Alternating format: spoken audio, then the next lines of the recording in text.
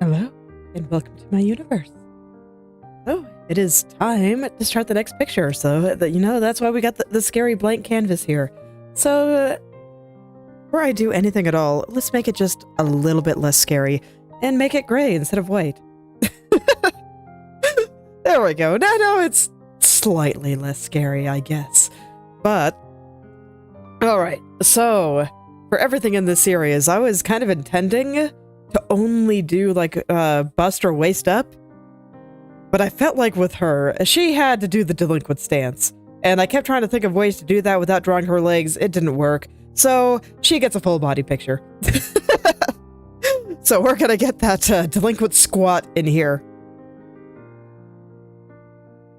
I'm still thinking about how to do that. I'm going to be very much emphasizing the upper body still. I kind of have a lot of those kinds of ideas in my head, and I see she does not have a color palette for me to steal from. Okay. Well, that's fine. I can just grab it from the model here.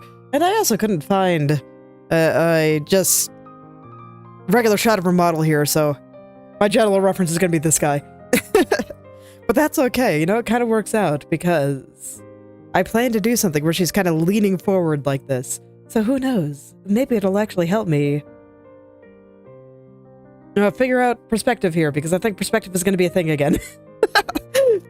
When is perspective not a thing when I draw? It keeps happening, man. But okay. So I've been thinking about how I want to start this. I've been having great luck with just starting with a black silhouette for normal poses. I don't really think it's gonna work great here. So I don't exactly know what to do about that, but you know, it's fine. I'm just gonna roll with this. I think I'll do skin tone for the head. That's... oh no, there's actually lots of colors in there. Okay, but this one doesn't really have shading. Okay. Okay, excellent. So I can use the back of the side for slightly more reliable ways to get things. So I'm not 100% sold on how I want to handle the facial expression. Most of my thoughts when it came to figuring out how to draw this was all about the body.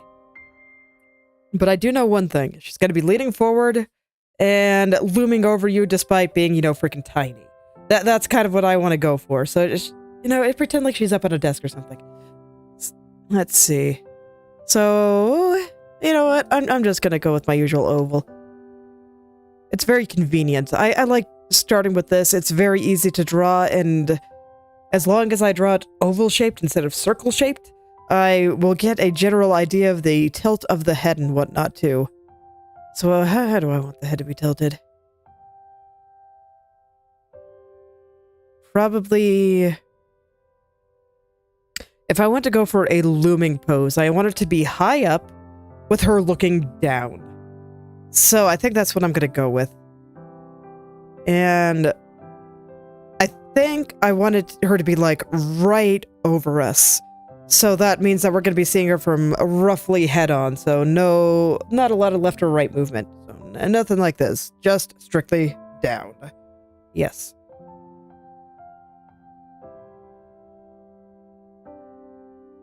So that'll be a little bit bigger on the top, a little bit narrower on the bottom.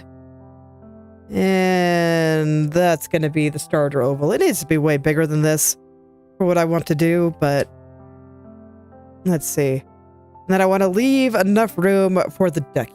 I do want to put the ducky on her head. I don't care if she's supposed to be intimidating. She could be intimidating with a ducky on her head, okay? There. Okay.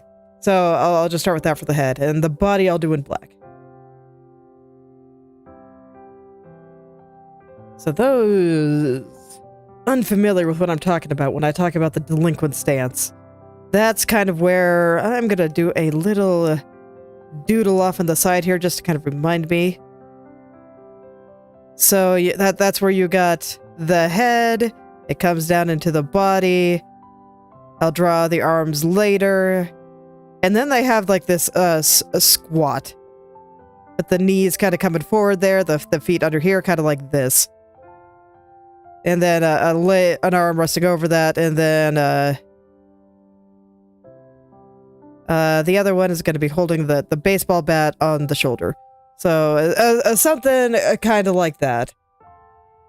I'll probably look up a proper reference just to make sure I get it right. But that's the general idea. I could not think of, or more accurately, this was too perfect. I had to do this.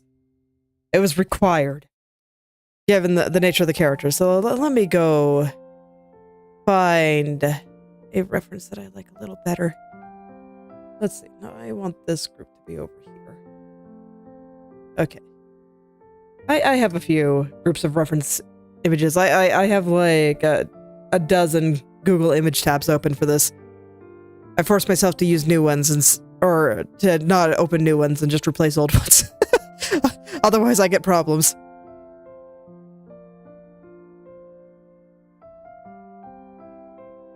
Okay.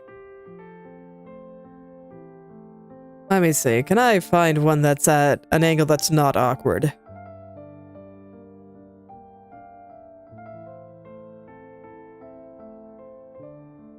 I always like to make it so dramatic, and you know, I don't blame them. Mine's going to be very dramatic too. But it does make it hard on me. Okay. Well, I did find a couple immediately.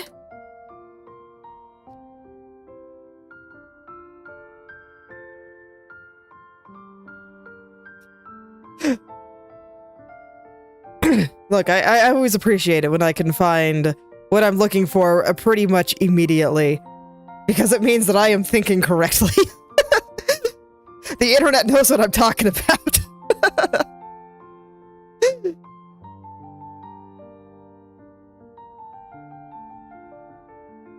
Oh yeah, I drew the hands backwards here. I'm pretty sure she's right-handed.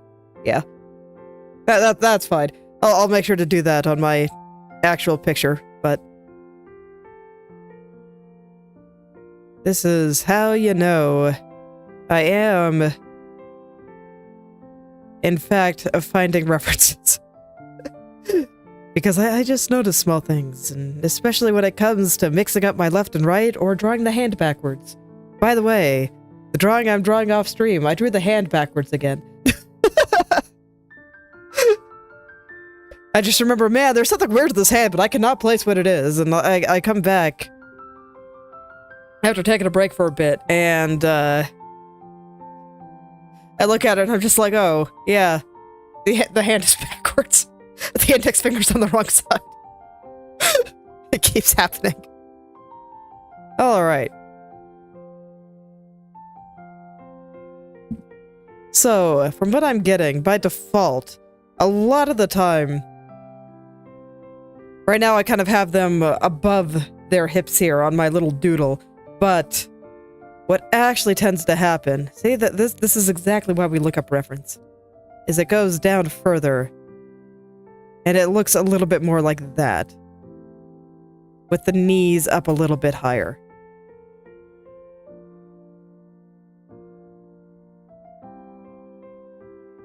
So, you know, a little bit more like that. So that's probably what I'm gonna go for here. Like I said, her legs aren't gonna be super important. I'm gonna kind of push them back, but I do need to be aware of these things. Okay, so if we're doing the body here, I kind of want her to be leaning pretty far forward. So I'm debating where I want to put the shoulders. So, you know, normally your shoulders would be underneath you, but since the perspective that I'm going for kind of has her body coming forward and then her head extending beyond that, I think her shoulders are actually going to be like more up here by her ears. So I'm going to draw it like that. And this means that her neck is probably somewhere back here, so we don't really see it. I'll put a little mark there just for my own reference. This looks a little uncomfortable, but you know, that's okay. That's okay. This is how my pictures always start. So then we kind of get her chest here.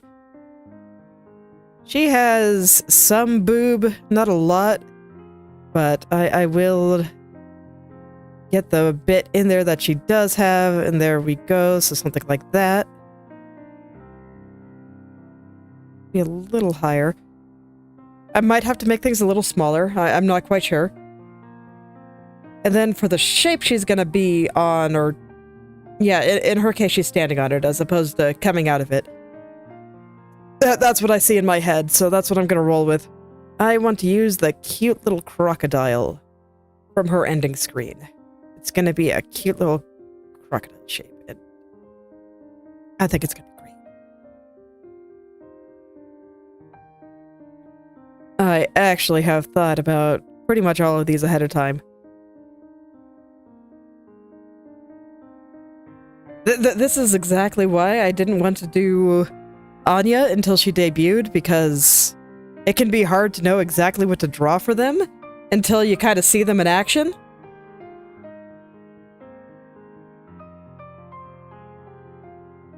Okay, and then I had to figure out how I'm gonna I don't quite know how I want to handle her arms. One is gonna be holding the bat, so that one's easy. I don't know what I'm gonna do with the other one, because you can see that the way I have it here, and the way I see it in a lot of the images that I found, it's generally resting on the leg. I haven't drawn the leg yet. It's coming, but it's going to be so far back and small that it will look very strange if this arm is resting there. So I'm not quite sure what I want to do with it. I'm considering putting it up against her face, like, I don't know. Are you sure you want to do that or something? But I don't know. So I'm not going to worry about it yet. I will draw the other arm later. Let's get her legs in there.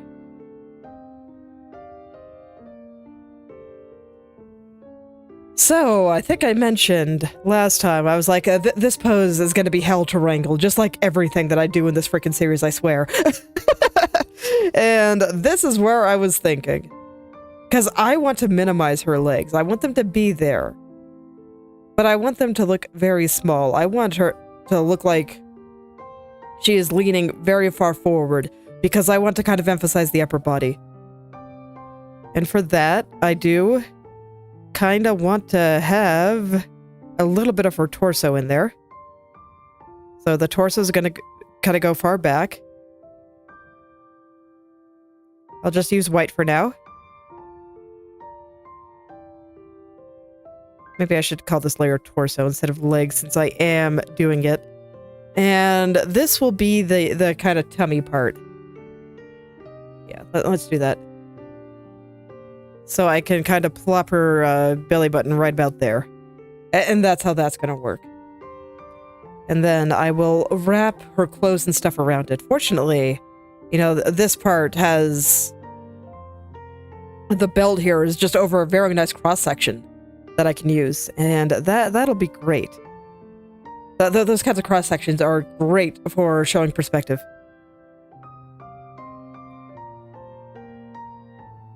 I've been thinking about this a lot for character design. Sometimes I think about what I'd do if I would redesign myself. Because one of my personal goals in my initial design was to make it very easy to draw. So that's why I included a lot of elements where you could draw basically anything, and it would look right. So that's like clouds. My design has clouds. And clouds are super easy. You can draw basically anything and it'll look right. I have very simple hair. It's mostly a solid color with unnatural highlights. So as long as you kind of plop the highlights in the right place, so the one on the top of the head, and then the one kind of just below my eye on either side, it'll look like me. There's lots of random details in my eyes, but frankly, most of it is glitter. So super easy. The hardest part in there is probably the little... my pupils look like galaxies. They kind of have the arms of the galaxy there. So I tried to keep it very, very simple. And so sometimes I think about, what would I do if I were to change it in order to make it even easier to draw for beginners? And having stuff at good cross sections. So that would be kind of where the neck connects to the head, where the torso connects to the hips, where the arms connect to the shoulders and stuff like that, is probably where I might change things the most. I'm gonna go put all this in a layer here, or in a group.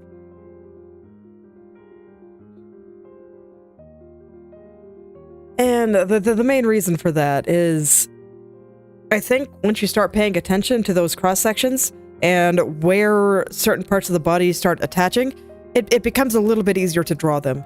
And if my design, just by default, had that, then, you know, I think it might make things a little bit easier to draw. But these are just things I think about. I've been kind of in the mode of, okay, how do I take somebody from no art knowledge to being able to draw the things that they want to draw? Okay, so how the hell am I going to do these legs? That's a good question. I mean, it's entirely possible that maybe I can't minimize them, since if I'm doing a delinquent squat, they're just really important. Because right now, she looks like she's below us, looking up, which admittedly is also kind of cute.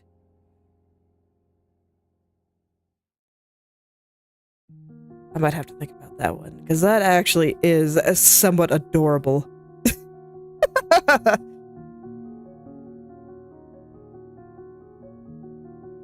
Especially since she's short. Okay, that would be a completely different idea. But I kinda like it. Okay, I'll She will have these little chicken legs for now. I'm gonna go do some science with the face. I want to see if I'm changing my mind or not.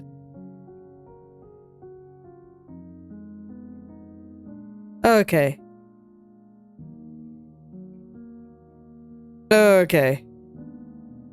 So, there's two things I can do here.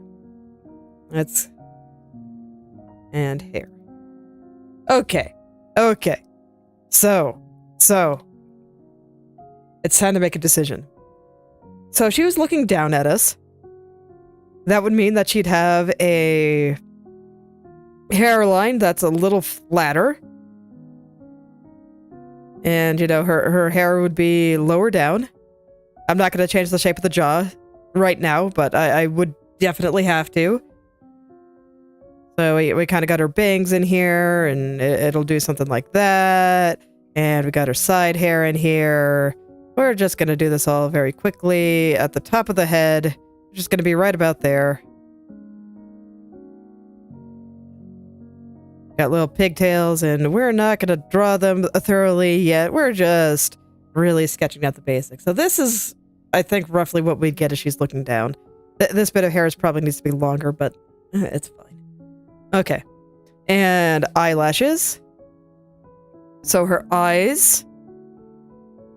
Let's see, she's got the kind of angry eyes going on. It's really funny because she actually does not look very angry at all, even though her eyes do have that kind of tilt to it. I guess, I don't know, maybe the flat part up at the top helps? Fascinating. I have a character that has similar sharp, angry eyes here. I make hers go all the way up. They are a solid slant like this. This is why I call them angry eyes, because when you want to draw something angry, you do something like this, right?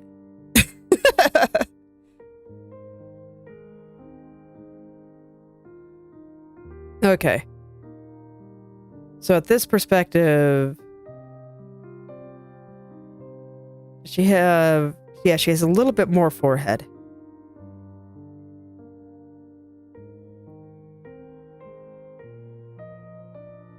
So let's just get super basic stuff in there. I'm pretty sure I have that too far to the side. It's fine. I never get it right the first try. It's okay.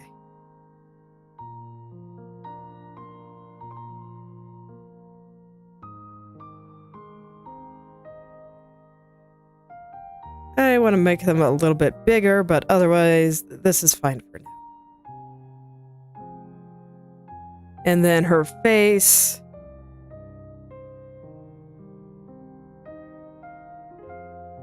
Would come here. The nose would be a little bit further down. She has a very squishy face, so I definitely don't want to overdo it. And then, of course, in the same vein of everything else I've been doing for this series, a nice, big, lovely smile.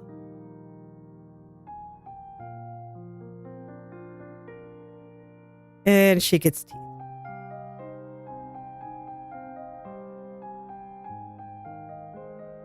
Okay, you know, I'm just gonna do it like this. There we go. So, that's if looking down. It's funny, because it still looks like she's looking up. Let me give her some eyes here. So if I were to do that, then her eyes would be going like this.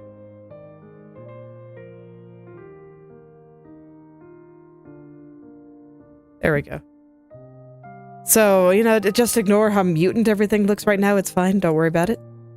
I'm going to put these into a group for now. And I'm going to hide them. Okay.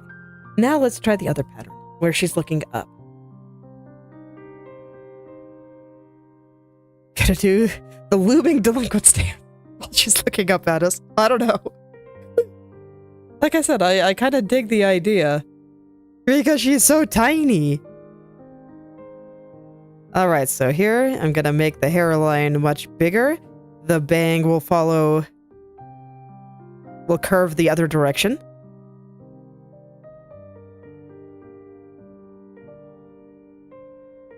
And hair still does hair things. This time the pigtails, let's say they're like roughly at the top of her head. So that'll put them kind of behind the head here. And we'll just scribble some stuff and fill in the rest. Oh yeah, you can already kind of see the difference. Where I had the hair going the other way here. And now it's going this way.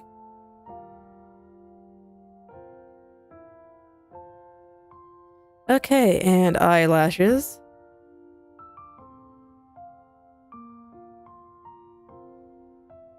So once again, we kind of got the little bit of the angry eye shape. I really will have to think about why these eyes don't look angry despite the harsh slant.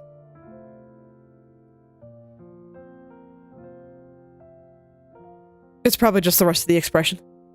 That's probably all it is. But, you know, I'm still gonna think about it. Later, when I'm not trying to draw.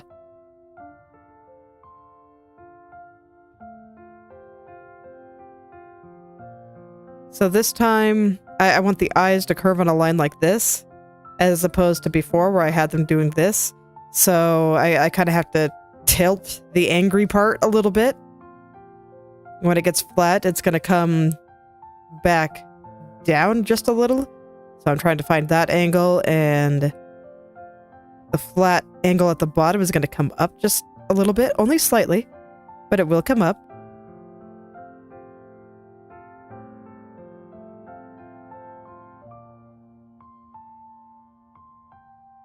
By the way, I haven't really studied facial perspective at all.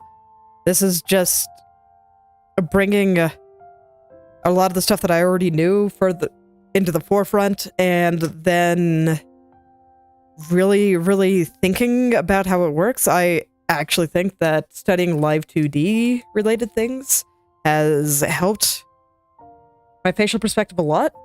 And like this isn't anything that people have said. This is just me analyzing what makes this head turn better than this head turn. Okay, so we're gonna get the nose. It's gonna be closer to the eyes. And that's about it, really. So just a matter of thinking and trying many different things. Oh, she looks so happy. It's okay. We'll still make her scary. Just cute, happy, scary. Yes. Okay, now I'm gonna plop these into a group. Oh yeah, I should give her eyes too.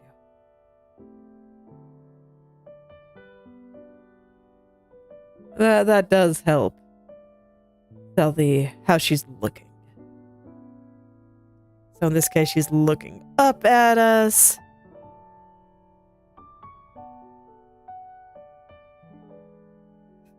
That is very strangely cute.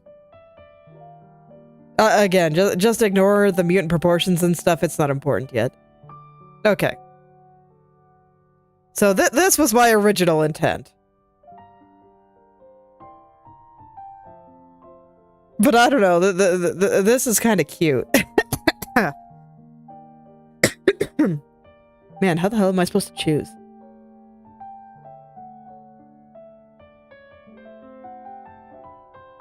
So I do know in order to make this one work, what I think I'd have to do is move her head up a little bit, kind of like this.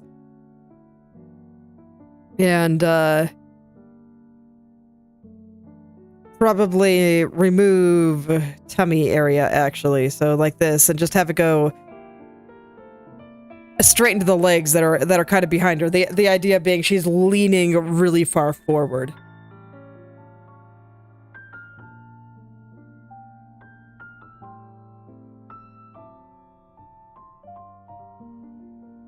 This is a really important decision. I want to think about it.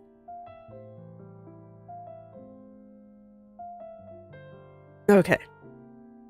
I'm still gonna leave them close together. So let's remove the head for now. Let's see. Or the face, I guess. That's where I say I really want to be sure of this decision. I don't want to go back and be sad if I change my mind. Let's do some more stick figure doodles. Okay. So we have this guy just showing from the front of showing what I was just the basic idea. So now let's add some of the foreshortening that I want to do. So the thing to note,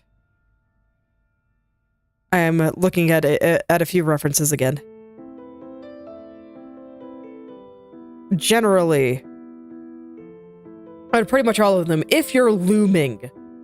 So I describe looming as kind of standing intimidatingly over someone. So they are lower than you, and you're just above them. Pretty much always. I see, if I draw this from the side, the neck coming back behind like this. And then we got, you know, the shoulder coming out here. And down into the body, which is going kind of like this. And then we get the... Let's see, so here, then hips, and then the legs do the leg thing. So from the side, we pretty much always get something like this. It is the delinquent squat. So, I think no matter what I do, the neck is going to be firmly behind the head. So that much I do know.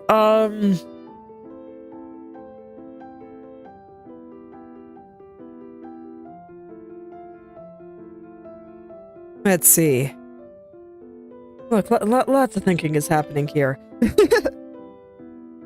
It's funny, I've been wanting to prepare more things to actually talk about during art streams here, but I know for the first episode of pretty much any drawing, I never have to do that because I will have so much to talk about. There is so much to talk about during the first, like, I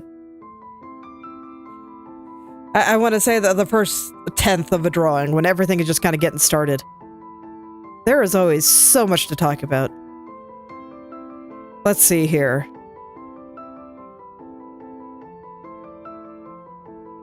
Okay, so trying to get the pose that I want going. We're gonna have a head, and then the body just kind of roll back into the hips, and then the legs will come out, kind of somewhat behind.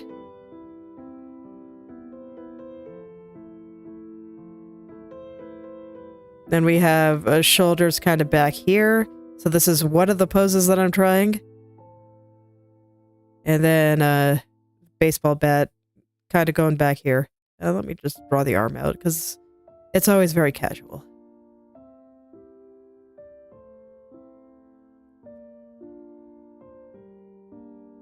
I'd want the legs to be a little further up, but I'll roll with this for now. So this would have the body just very, very firmly going into the background. The head would need to be bigger.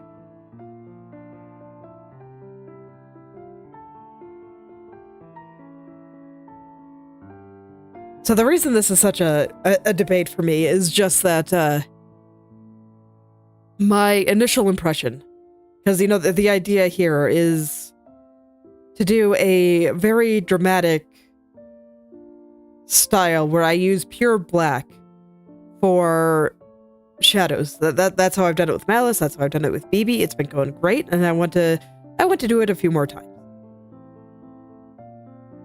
And the idea is for them to be kind of scary and intimidating. I still think BB ended up pretty cute. I think Malice is still quite pretty and all of that. So it doesn't mean that I can't make her cute, of course. But I still do want to kind of keep that little bit of scariness. And having somebody looming above you, I think, is scarier than standing above them and having the same expression. The other one is just cuter. So that's where the debate is. So on this one, viewers probably looking about there. I'll just draw the horizon line. It's probably about here. This, I think I would have to emphasize her legs more than I want to.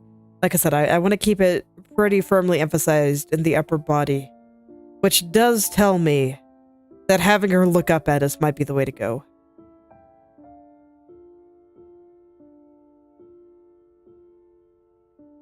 And then I can have the shape kind of just underneath here. It's going to be a little crocodile.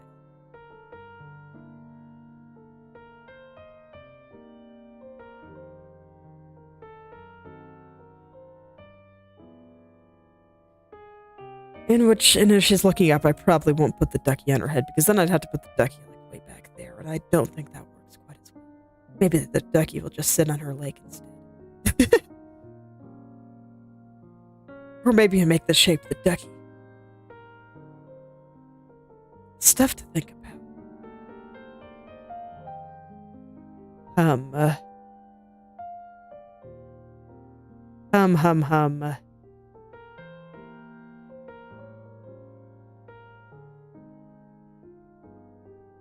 I don't know, my instinct says I should go with the one where she's looking up.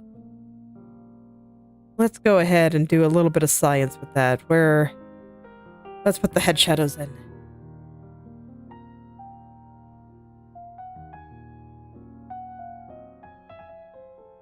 So the way I do that is we just get all of this in shadow here.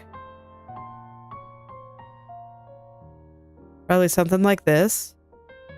And that's about it. I think that's true for the other one as well. I'd just go a little bit lower. The shape would be slightly different. But no, I do think I'm going to go with her looking up. I think I like this one. I think the idea is very cute. But I can still keep that intimidation factor. It'll also make the pose easier to draw. And so that's important too. Okay.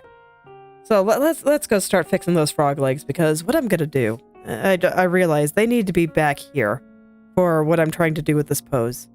They need to be behind her, because her torso's rolling back. Stick figures are useful. So with this, I have her tummy here. I think that's a bit long. So I'm going to push it up a bit. I also think her shoulders might be a bit broad. There's a lot of proportion issues. I'm not going to worry about it too much yet, but I do want to at least make sure I understand the perspective. That's pretty important. And then I want the belly button to be a little smaller and a little further back.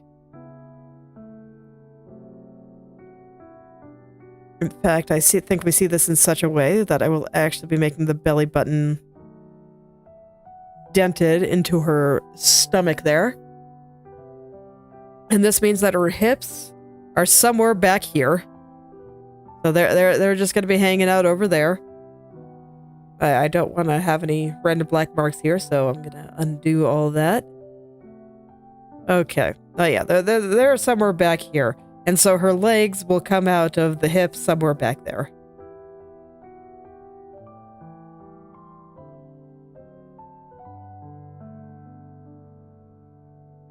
And we'll get her little feet under her. About how close together do their feet go anyway? They're pretty far apart. So I don't... They're actually like shoulder width apart, looks like. This is why I wanted to find the reference. Because while I could picture the stance in my head, that does not mean I know how to draw it. There are probably a few details that I have somewhat wrong in my head, and it's important to fix that. So, that's where the reference is good. Okay, so this is where things are going to get interesting. Oh boy, alright, so... with this particular pose... the lower part of the leg is going to be underneath the upper part of the leg. So I'm going to square off the knee, and this is going to be this part of the leg. And then the lower part is going to be underneath. And we'll get feet, which are also kind of underneath. She looks very frog-like right now. That's fine. I'll fix it.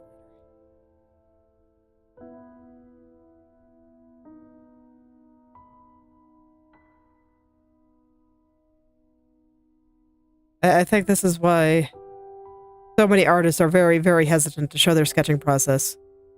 Because let me tell you, it always looks really bad. The beginning will always has me questioning it. Do I even know how to draw?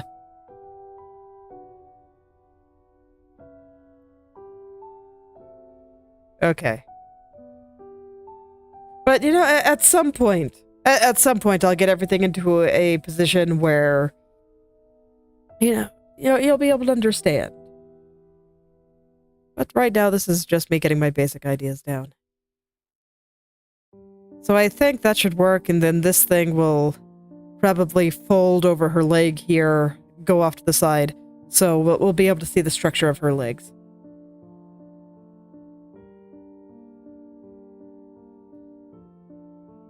I'm not convinced that all of this is exactly shaped correctly. I might need to do something a little bit more like angled down, but I think it's sufficient for now. And it'll help once I get the rest of her design. Because right now, it's just everything is chaos. So I'm not going to worry about her arms yet. With the way the pose is now, I should be able to let this one kind of do this kind of thing. But I don't really want to draw them yet. I want to start figuring out where her shoulders and stuff should be. And I think in order to do that, I have to figure out the head. I'll keep my other group for now. Just so I can switch back and forth and try things. But I have to say, doing the delinquent stance and looking up at your target instead of down, it feels like it suits her. It kind of does. I kind of dig it. I'm glad that I just happened to come to that realization on accident. I'm really glad it worked out. Okay. I want to make her bald for a bit. And I think the overall look of the face, the muteness aside, is fine. So let's start getting the shape of her head. I do feel like that is always the first step. Making things not feel terrible. Oh man. That's quite a head shape.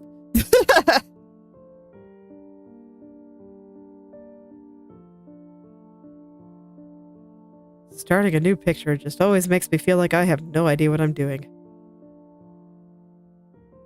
You know, a lot of the time, I don't think it's that inaccurate. I've said before, I don't think a lot of people really know what they're doing. We're just really good at pretending and getting results.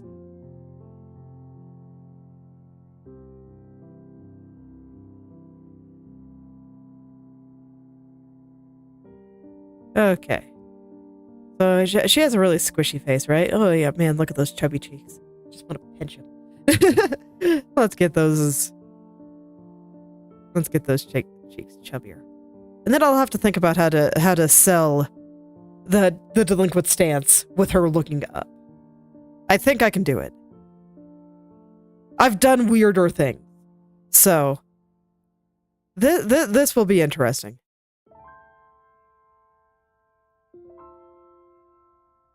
So I am ready to give myself a new Rubik's Cube of proportions to figure out. And for now, I am going to allow myself curves. I will get rid of all the curves later. And let me see, with your head up, your chin actually looks a little bigger, so let me get a little bit more chin in there. But yeah, I will work out all the curved lines a bit later. I still find them very useful for helping me actually draw things, so that they get to stay for now. But later, only straight lines will be allowed. That is just how this is gonna work. Oh, incidentally, you know, this is actually relevant. I have started on the time-lapse for the BB Biscuit drawing, and given what I do in that, I have decided to just do a nice little ramble about art style and how to find it. My conclusion is largely what I've said on stream before of, you know, don't worry about it. It'll find you. But if you really want to be trying some things, it's just getting an understanding of what you think looks nice and what you enjoy, and then making very deliberate decisions to bring that out. So for this style, not that it's really visible yet, but if you look at my drawing of Malice Evermore, which I do have uploaded on all the places, then you can kind of see what I'm talking about here, where I only use straight lines, except for in her eyes and in her chest. Those places, I just did not think that I would be able to get them looking good without the curves. So I didn't try. And I used very deep black shadows for everything, and I put them like everywhere. And I also used lines and all this other kind of stuff that I don't normally do. And it resulted in a drastically different style from what I would normally draw with. So for something that's more normal, it's like you can look at the A-side drawing, which is Leia Memoria from Variance Project. With, you know, lovely little colored lights, and everything is smooth and pretty, and it's a lovely scene, and all that kind of stuff. That's all the kind of stuff I like. But I like this too.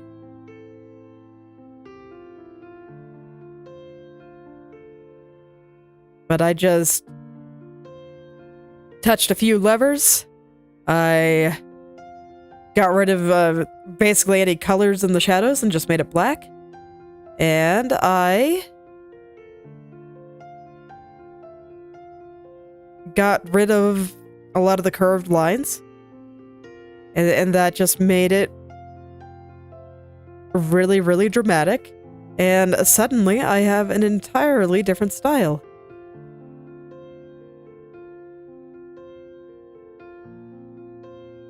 And I'll probably do some more style analysis once Leia's done. And Leia should be done tomorrow. I will be very surprised if I do not finish her tomorrow. If I don't, it probably means I didn't stream.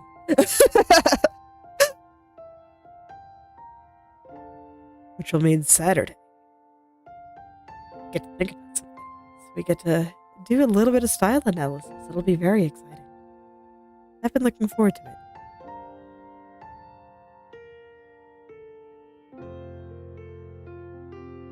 Ah, look at that grin. The very crocodile grin. I know I called her a gator, but you know what? It's fine.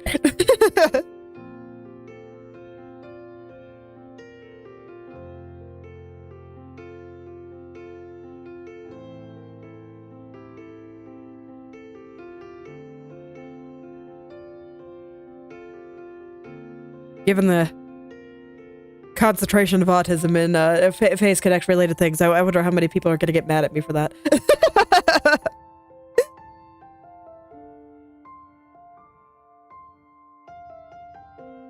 Okay. So there we go. I think that's a pretty reasonable little bald egg. I'm gonna get a little bit more into the eyes here because it's a little bit messier than I want it to be. And I just want to kind of correct the shape a little bit. And I am on the wrong layer. That's fine. There we go. It's not fine. It is definitely not fine, but it's okay. I fixed it. So we can pretend like it's fine. Let me see. What does the corner of her eye do? It's actually pretty straight. Okay. So the corner of her eyes don't slant very much.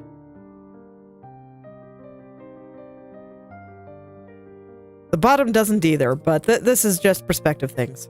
Don't worry about it. The bottom is pretty straight, but when you're drawing the head at a slight angle, I kind of wanted to... She's not quite looking straight up at us, so there is the slight angle there. I think I want it to be a little bit flatter because, like I said, it's not a very strong...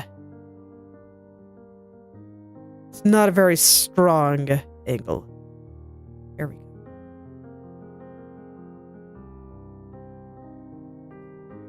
The thumbnail looks so silly.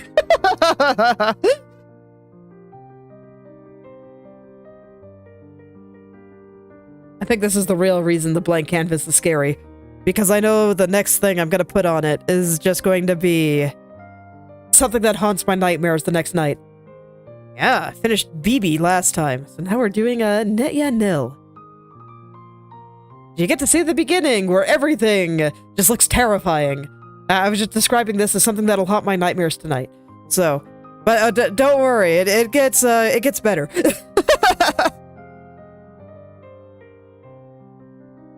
I fully understand why so many artists are hesitant to show their process, because everything just looks terrible at the beginning.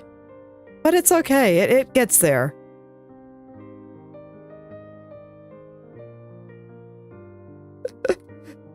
It's okay. She'll be cute.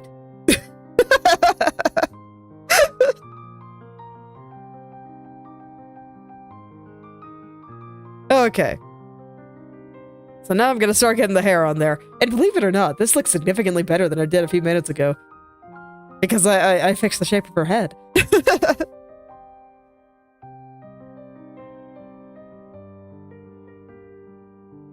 Alright, so I was just saying that the angle that she's looking up at is not that strong, so I want to flatten out her bangs here just a little.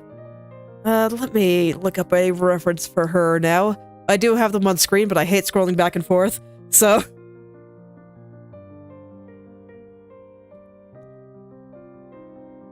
There we go. Just having one here is nice. Okay. Ooh, I see. So... She is. She's doing the delinquent squat. She just doesn't have arms yet, so I haven't quite sold it. But she'll be holding a baseball bat, too.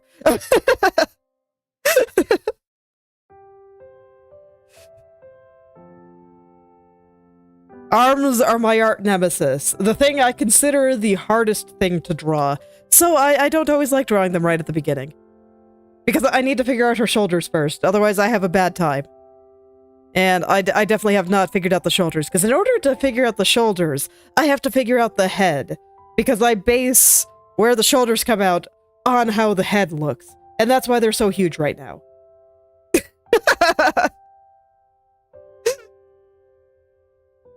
But yeah, I was just looking at her bangs here and I realized that they actually go around her head like this. They're not blunt. They wrap. So that's going to be interesting. I think it's fine for this angle because I just need to emphasize that tilt a little bit more. So it should be fine. Yeah, just thinking about how I should draw that. But let's get rid of her side hair for now. I don't need her at the moment. We're just gonna focus in on those bangs. Let's see here. So they do not go down to her eyes. She has very high up bangs. Okay. You know what? In that case, I should get her eyebrows in. So she has little tiny eyebrows. Let's hide the hair for a second so I can draw that. And let's see, they're just gonna go straight on down. And this will give me an idea of where I should be putting her hair. And her eyebrows are very tiny, so it feels a little bit weird to draw it like this, but I am going to respect the tiny eyebrows for now. I might end up having to change them a little bit later, but, you know, I will try to respect the character design for now. Okay. So since she's looking up, that's going to emphasize this curve a little bit more. She's not looking strongly up, so I don't want to overdo it. So probably something like that, and it'll get a little wider at the top, so I will send them outward. That's just how, you know, perspective works. If I go back to my doodling layer, where I was trying to figure out how the hell poses work, don't worry about it. If you draw a square, you have a square. If you try to put that same square into perspective, with it kind of moving towards us, you get something like this. So that's kind of what I'm thinking about. I'm thinking about how do I adjust the angle of various things to get the perspective I want. And in this case, when it comes to heads, having a nice curve like this is very nice, because all I have to do is make the curve a little bit more emphasized, and suddenly it'll look like she's looking up a little bit.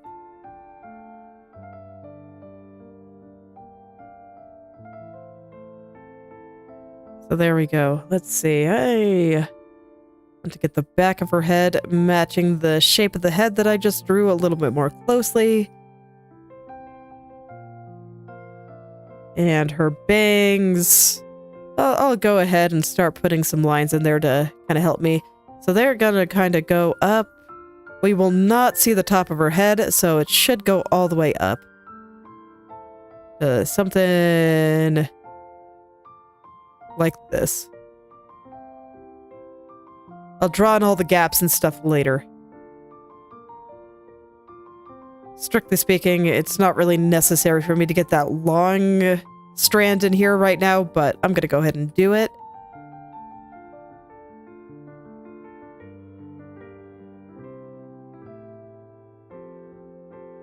Whatever helps me figure things out right now. Because it doesn't really matter how things look. I do try to make it a little bit more clear than I otherwise would on stream, just so maybe the people watching can understand what I'm trying to do. But I think that's kind of a hopeless case. The beginning just always looks bizarre. It is what it is. I still remember a long time ago, somebody came on and saw for the first time a first episode of me drawing a thing, and was like, huh, maybe I shouldn't give up on my pictures so quickly. And I'm like, yeah, don't. Everything looks terrible at the beginning. It's fine. Alright, let's get her side hair in. So it goes a little bit below the eye. So I'll want that to be a little bit higher since her head is, or, excuse me. Do I want it to be higher? I have to think about that for a second. This is one of those things I get backwards all the time. The dyslexia kills me, I swear.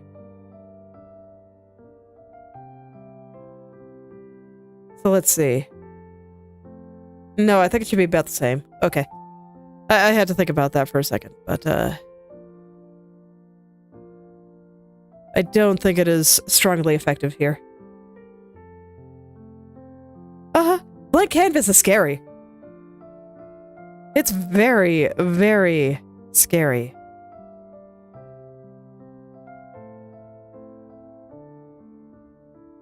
Incidentally, this is one of the reasons I wanted to show the whole process.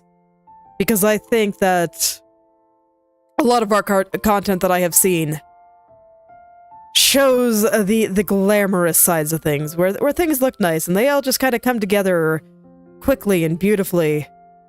But I don't think it's actually like that for most people. It's just always a complete mess. So I just wanted to show for the people that are feeling awkward about how bad things look at the beginning. It's like, no, that's just how it is. Don't worry about it.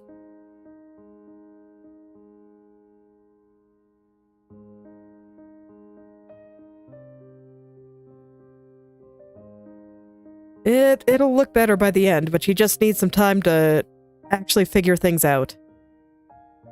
If you don't give yourself that time, then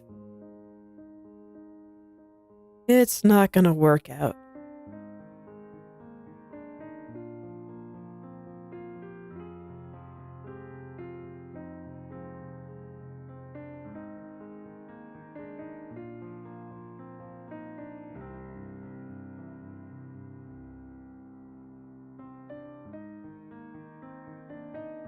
Okay, I'm not worried about getting these shapes right, but I kind of want the basic ideas of them all relatively decent. So by the time I get most of her hair down, it should at least look like her. So that seems all right. I guess I'll start cutting out some of the bang shapes here.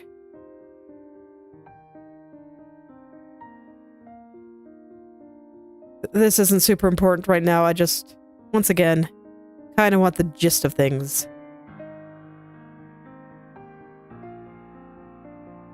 And then this guy, I think, angles down slightly more. Same with this guy.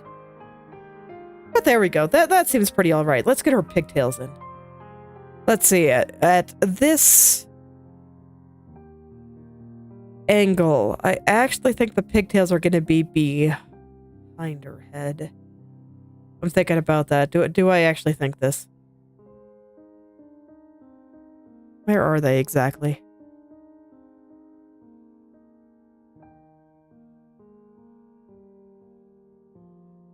Maybe not? Oops. So what we got here is actually this bit of hair here comes up. It comes around like this. And then we get a little bit more hair on either side here. And this is going to be where the hair kind of gets pulled back into pigtails.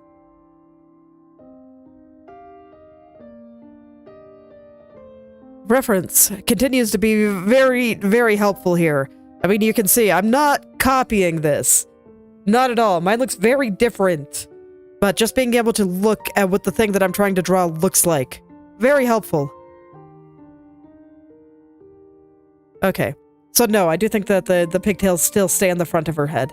And if I hadn't looked closely at the picture, I would have had a hard time figuring that out. I would have put it behind her head. Let's draw a ribbon.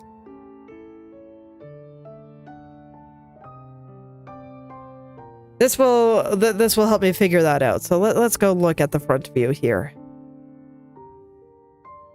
So they're just kind of sticking out on the side there.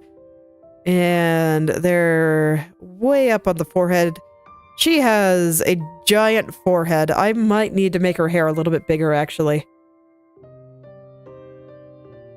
Common with the characters with these kinds of proportions that have just huge, massive foreheads. So sure, let's do it. So even with her head being tilted back, I think I just want to make the forehead a little bit bigger here.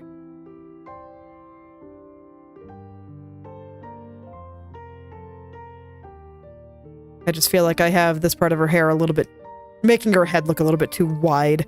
So I'll just go ahead and fix all the problems right now. I was going to fix that later, but you know what? If I... yes. But yeah, I don't always worry about these problems later, and yeah, you see, the stickmen are useful. They are. Sometimes I draw them, especially when I'm not quite sure what I want to do. So I got the front view and I got the side view. And I just decided to leave them up so that people would know what kind of pose I'm going for. Okay. So let's see. At the angle that I'm drawing them at, these are kind of on the back of her head. So I think these are actually going to be a little bit lower than they actually would. I had it backwards when I drew my initial sketch before. Me getting things backwards. I would never. This color doesn't feel right. Okay, now I guess it's fine. That's okay. I'm probably going to make this ribbon a much brighter color when the time comes. Her hair is probably going to be much brighter too. I always adjust the colors a bit for this particular style.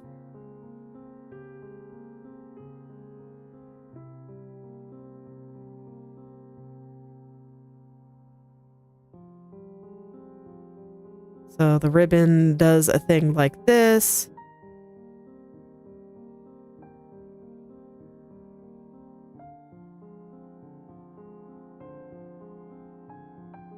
And that should be fine for now.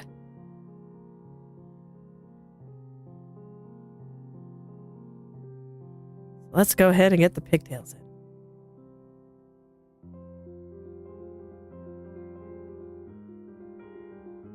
Yeah, quite a bit.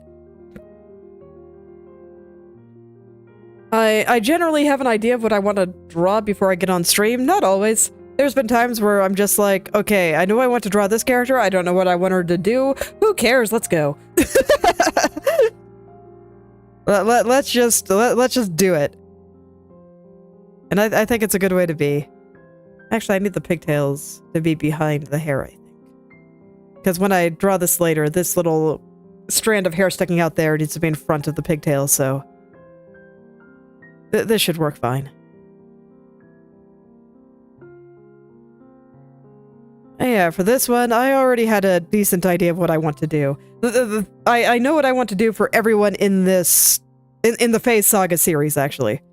I already have basically everything planned out. I just have to actually draw them all.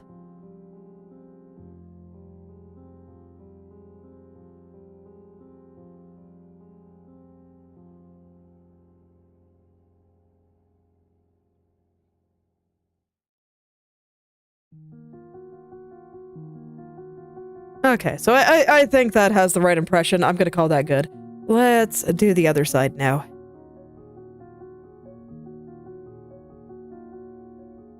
And I'm trying to think about how to break down the shapes that I see here. So... yeah, sure, I'll talk about that when I can point to things.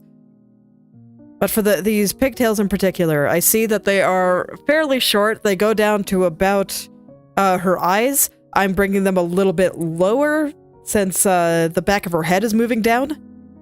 Her head is tilting upward. Just a little bit. This might actually be a little bit too long, but I'll deal with that later. So that's the first thing. That's just the basic proportion of them. And then I noticed that they are kind of fluffy. So they kind of stick to the side of her head here. But they are messy. So that they got little bits of hair coming out everywhere and stuff like that. This one kind of curves this way, but I don't know. For the way I draw hair, I kind of prefer it like that, I think. So, you know what? I'm gonna do it like that. I do get to have some creative liberties when I want to.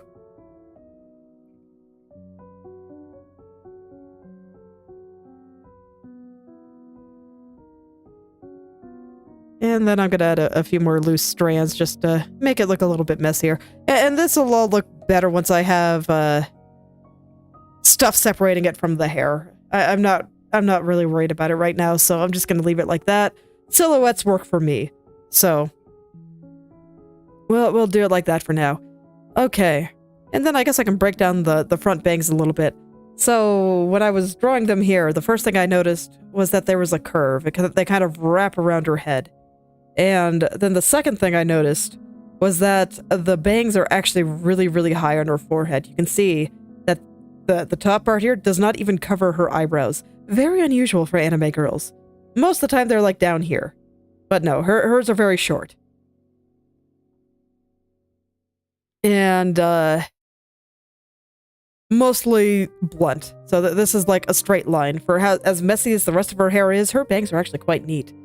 And then you can see she also has a strand up here that I didn't draw. I guess I can plop it in real quick. So that'll be like something like that. Anyway, yeah, so this part a little bit neater than everything else. Her side hair goes about down to her ears, which I haven't drawn. I will later. I don't really want to right now. And then it just kind of small things like that, so I can see that this part is... And then after I get that basic shape in, I can start taking away certain parts. So like here, I put in the slit there and that kind of thing. I do think that paying attention to the shape of the hair is actually pretty important. Let's see, which part do I want to draw next? I could probably start doing that while I ramble about this. Yeah, I guess it's time to figure out how the shoulders work. Okay, I will get this to help me out. So we'll get these two colors. This one might end up being solid black later, but that's fine. Okay. But yeah, I do think that the shape of the hair and the shape of the eyes are actually really, really important when you're drawing fan art of anime girls in particular, just because the anime people, I'll call them that for now, are a bit sparse on detail in the face. Anime in general, you get big hair, you got big eyes, and then basically nothing else. So if you don't have the shape of the hair and eyes right, they might look like somebody else entirely.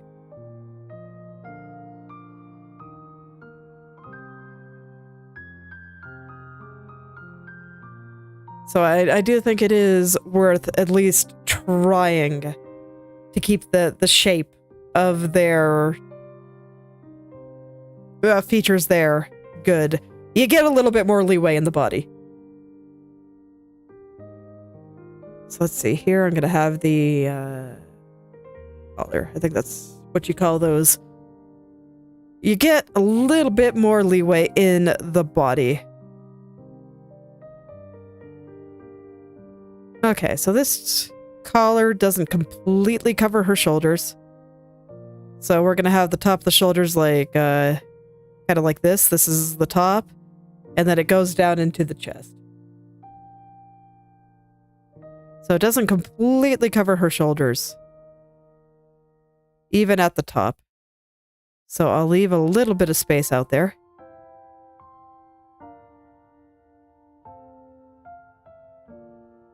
And then... let's see. How much of this do we see? And do I want her chest to be a little closer to her? I think I probably do. She's not quite that big.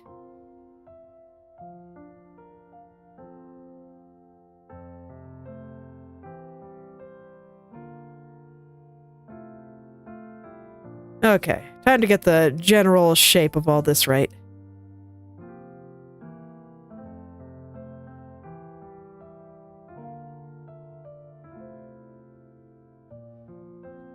Okay.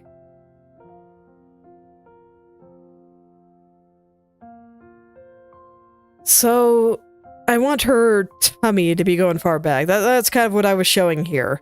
Where it's like, okay, we're going forward. But her chest is just not quite that big. And everything is going to be boxy for a little bit, just because I see the world in boxes, and I find that to be much easier to draw and understand than something more cylindrical like circles or curves. These get to be curved. But everything else, I want things to be a little boxier. And I want to make sure that it looks like her torso here is going back. I want to make it look like she's really coming out. Just really coming forward.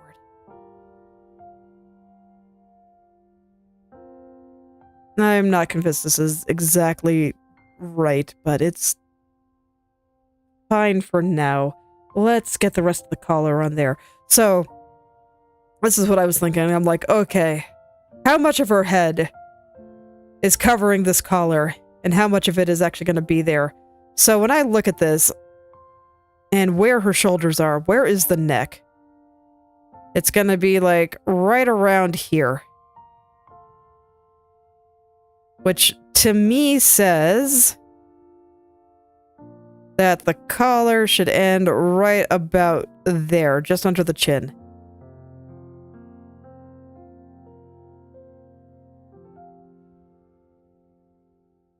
So we'll get something like this.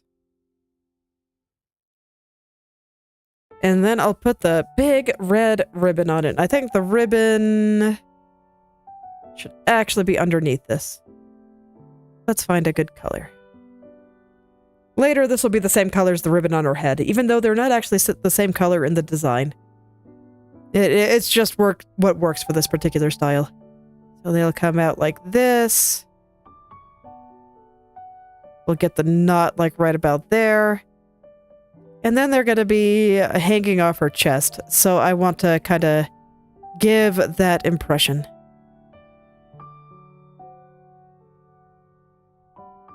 So this is not pointed down quite enough at the end. So I'm going to go poke it.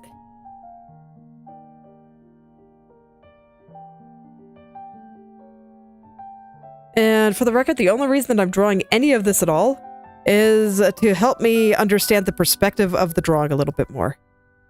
And the easiest way to show perspective, you know, I'm sure when a lot of beginners hear perspective, they're thinking of grid lines and stuff, and while that can be useful for drawing architecture, I don't find it that useful for drawing people. I mean, it can be. But for people, you can do something even simpler. And for most things, actually, you can do something even simpler. And just, there are going to be some things on top, there are going to be some things behind. Think about how they overlap. And think about how to show that overlap.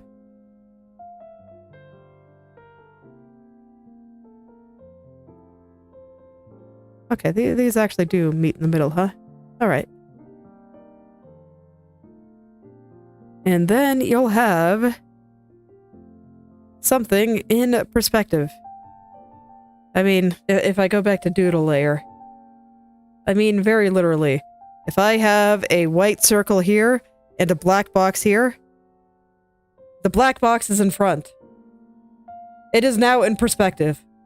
And we can see that this is in front of this. Because they are overlapping each other. And it's that easy. It is that easy. So, when I'm drawing just outfit parts here, I'm not really thinking about the details. I'm just thinking, okay, I need to find the things that are on top of things in order to help me see it, because that's how my brain works. So I draw the things that will help me, but you can see I'm not going to draw any of, like, this, for example, this pattern here. That's not going to happen. I'm not even going to draw the tears underneath the bust here. Nope. No armband. And when I come to draw her skirt, this big green thing, not happening right away. It's not important. This will not help me figure out perspective, but this, and possibly even the pattern on it, that might. We'll see. I need to figure out how to draw her tail too. I definitely gotta get that big thick tail in there. That's important. Okay, anyway, so, in this case, I just happened to look at this ribbon, and I'm like, okay, I know that's gonna be sitting underneath the green collar here. So I'm gonna draw it to help me emphasize the distance and know that this ribbon is underneath this collar, and I can even have the ribbon hang off her chest to show that, and have that makes more sense in my head. So everything at this point is just to help me understand things structurally. Anything that does not aid in helping me figure out things structurally will not get drawn. Not yet.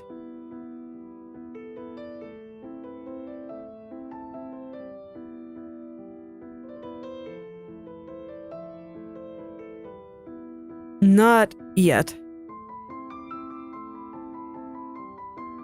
The structure is way more important than anything else at this stage. Nothing else really matters. Nobody cares about details at this stage. If you try to go into details now, you're gonna have a bad time.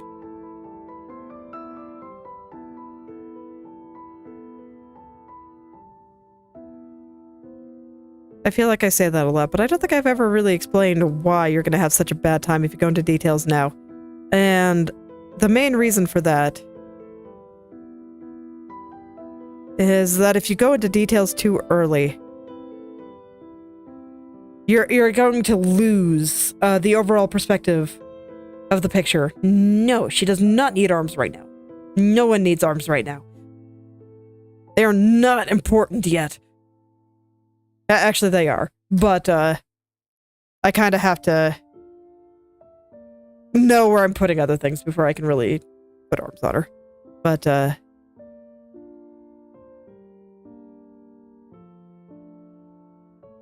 arms soon. But yeah, if you try to draw the details too soon, you're just gonna get lost. You're gonna lose perspective of what the whole picture looks like. And it'll look all very strange. Alright, let's send her hips back. The shape of her chest changed a lot, so I need to send her tummy a little further back here, which also means her legs need to move further back. Okay. And you can see I've already done a little bit of how I picture the perspective here. Incidentally, this is why I don't want to draw arms yet. Because I need to know where her legs are. Because her arms will be interacting with her legs. You can see the Delinquent squad has an arm resting on a leg. Very important. But yeah, I kind of got the legs started here. And I have like the most basic bits of perspective. And I get the feeling I'm going to have to mess around with the transparency here. Because I need to know where her hips are. I'm actually pretty happy with the shoulders. The shoulders feel very right to me. So that's a very good start.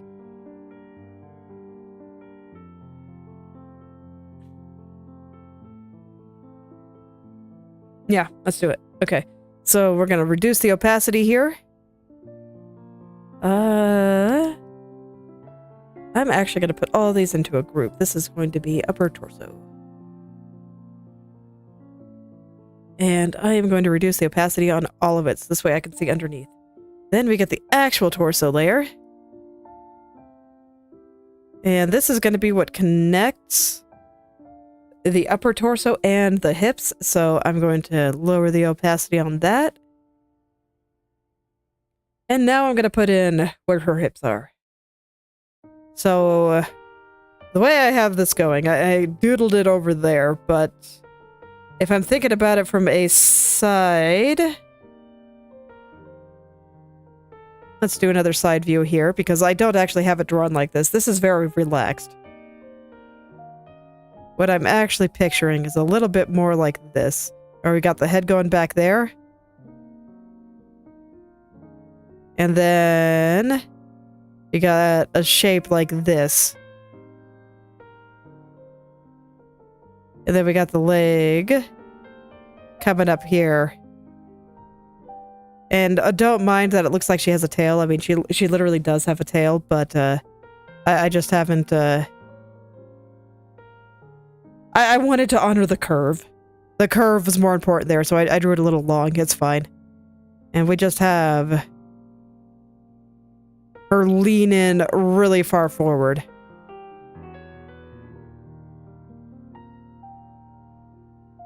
Delinquent squats tend to be a little bit more relaxed, but I think that this looks better, so I'm rolling with it. Okay, I'm not going to draw the arm. We're just going to leave it like that. So she's kind of sticking out there, and then the tail is just going to kind of roll around there. I definitely have to draw the tail. So, the tail is important. So... I'm gonna hide this part of the torso for now, and I just want to think about where her hips are. That's kind of the funny thing about humans and perspective. It's that you can kind of think about it in 3 parts. You got the head, you got the torso, mostly the upper part, around where your heart and lungs and stuff would be. And then you got the hips. And all 3 of these things can actually move independently of each other. So I always find it more helpful to think in terms of which sides of a cube do I see. For the shoulders and the upper torso here, we see the top. For the head, we see a little tiny sliver of the bottom, but mostly just the front. So yeah, for here, we got the top. And then we got this front side. And in the hips, I think we mostly see the front here with just a little bit of... I'll just go ahead and put this in to help me understand. Just a little bit of the top. So this part is kind of sliding back. And I'm ignoring where I put the legs for now. I'll attach them later. So this part out here is coming towards us. And then in the back, it's kind of going further away. I think they actually need to be a little bit lower here. Yes, and then we'll have the middle part of your torso where your belly button is. It's a little more flexible. It can move around a little bit more. That will be what connects the backside of her upper torso into this. You can kind of see I even put a little slot on it. On the side we see there. So that's how I think about these things.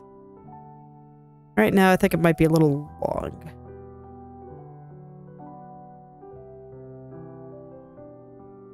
But I think her hips connect something like that. Let's just erase legs entirely for now.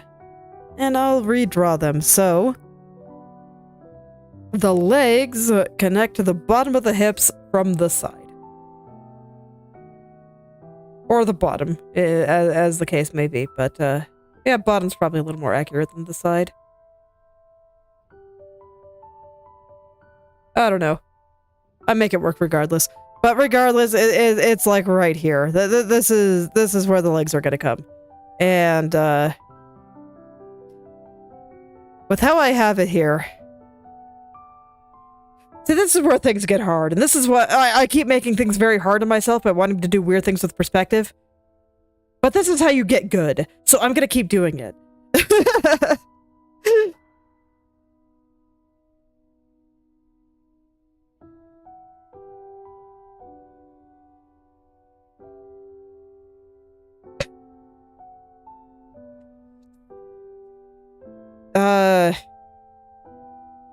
Yeah. Like I said, this is how you get good, but I gotta think about it. Let me revisit my squad references.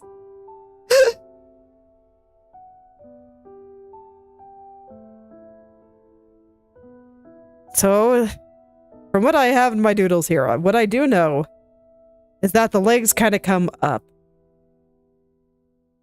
So at this way, that'd be kind of this way, I think. They kind of come up, and they'll just be underneath. We'll get her legs underneath her. We're gonna see the top part of the leg. Right now they look kind of like arms, which I think is funny, but no, these are legs. So we're gonna see her knees. I'm gonna make them little pyramids for now. I don't know, maybe I shouldn't be this harsh with the hips. Maybe I should just put them in a more sensible spot. Might be a good idea. Perhaps.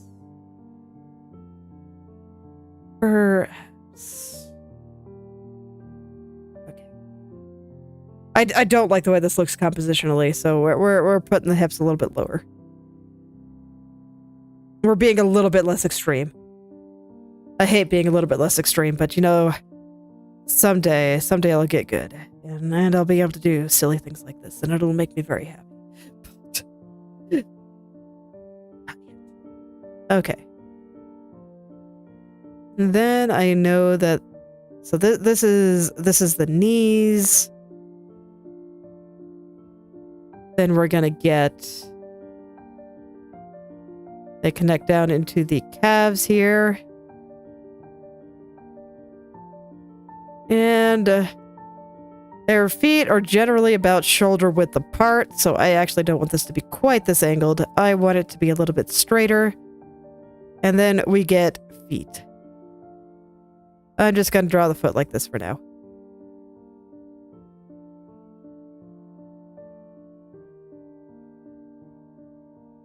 I do need them to come in a little bit. Shape of the knee aside. Just because I want this to be going like really far back into the distance, which will make things a bit narrower. I'll probably play with my perspective tool a little bit to kind of get the kind of perspective I want. And then once again, feet. Okay. So something like that. Let's go turn my other layers back on. I will probably have to move some of this. That's fine. I'll figure it out.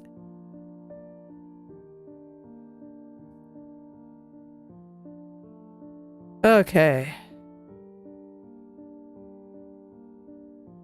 Yeah, let's go mess with the perspective tool a bit, because I think I want the feet to be a little bit more like this. Let's get those feet under her. She's gonna look a little bit like a frog trying to jump. I think that's fine. Frogs are swamp creatures too, right?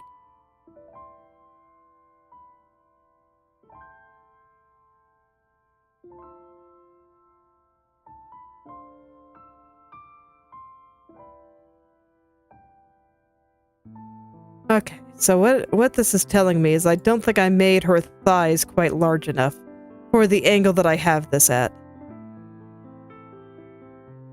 But otherwise, I think this looks alright, so let's, we're gonna get rid of hip residue here.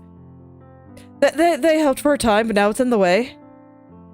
And that's kind of how figuring out proportion goes. Or perspective in this case. It's probably more perspective than proportion. It's a mess. Beginning's always a mess.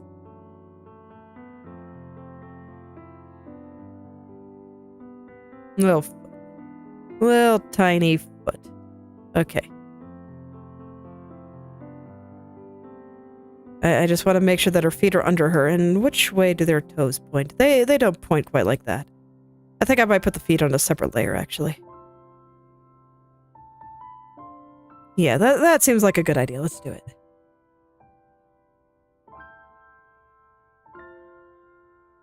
I'll even grab the shoe color here. I'll just use that. So, underneath all this, we're gonna have feet that kind of come out like this. Pointed a little bit outward, very small. right now she's looking a little fat. Let's fix that. You can see she's got quite a curve there. She's very skinny. So, let's get that skinny tummy in there. I do think a little bit of it shows, and frankly, I think it just looks better like this. I feel like the tummy is actually a reasonably important part of the design there. So I am going to make sure it shows. I'm just kind of deciding where. I think right about there probably works. And then when the time comes, I can show a little bit of the ripped design here. Kind of overlapping that. Okay. Legs and feet.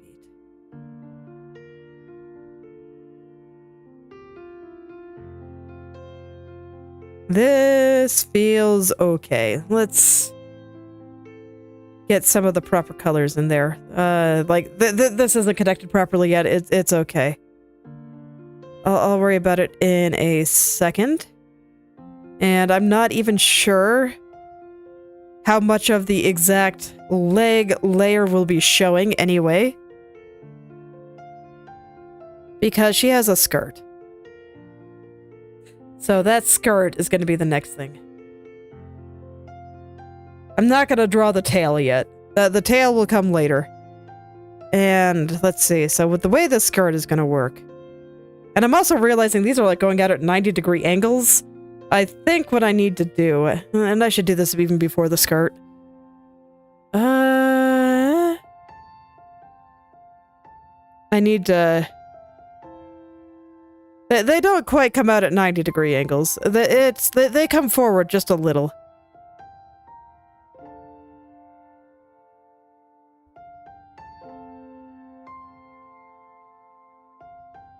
Oh yeah, that's much better.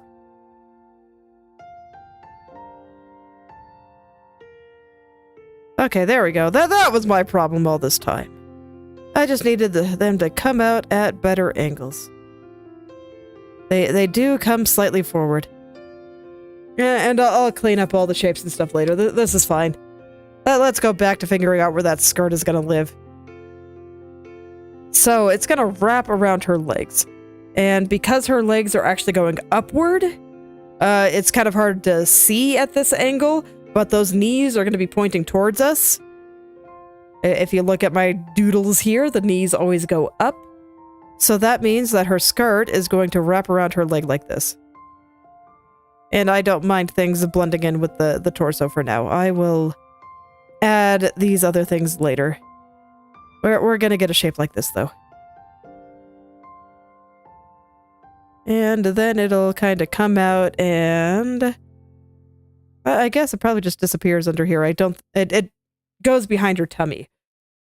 So you can see it's like right at the edge of her belly button there. So maybe we see just a tiny piece of it here. Even this might be too much.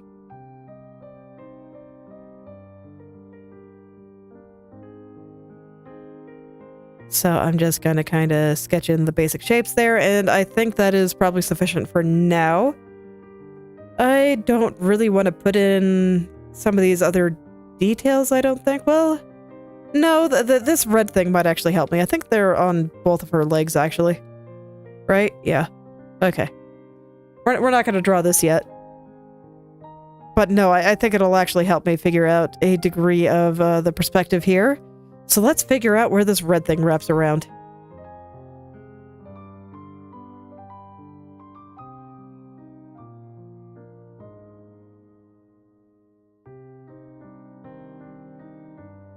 So it's very much on the upper thigh. That might actually be covered. Because this is a knee. And this is pretty far up her leg. So I actually do think it'll probably be over here.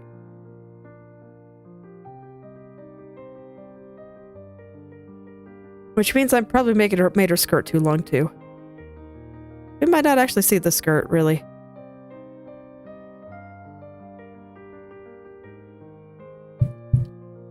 Yeah, thinking about it, maybe we don't, actually. Okay. I think it's something like that. which means like I do have to push the skirt back quite a lot.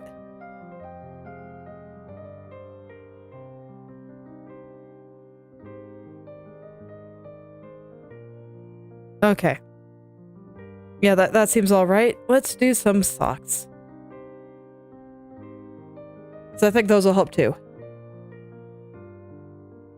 This is one of those things where I'm not going to draw the pointy parts, but just seeing how they curve around the leg should give me an idea of what I'm going for.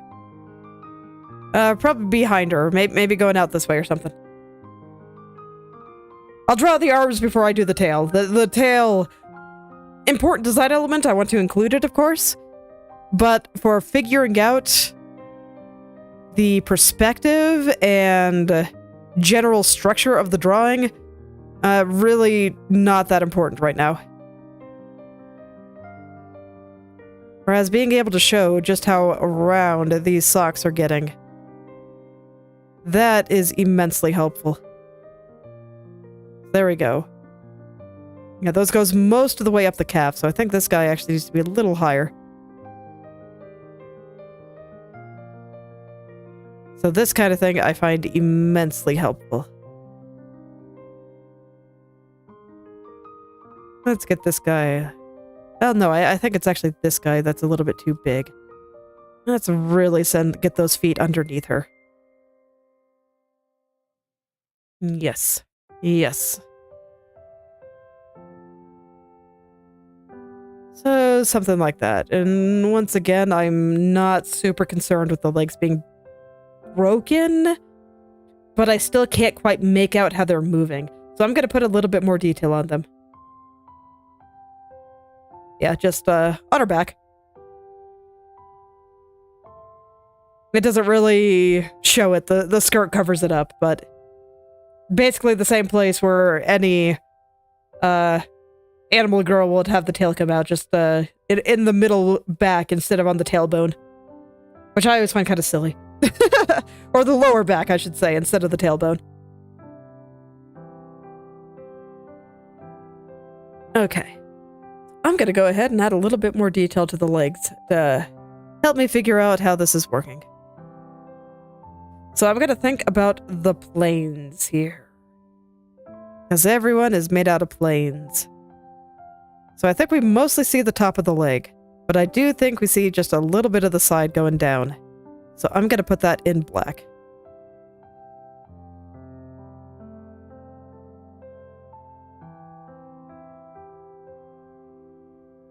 Suddenly, the world makes slightly more sense to me. And then I can get an idea of where those calves come out.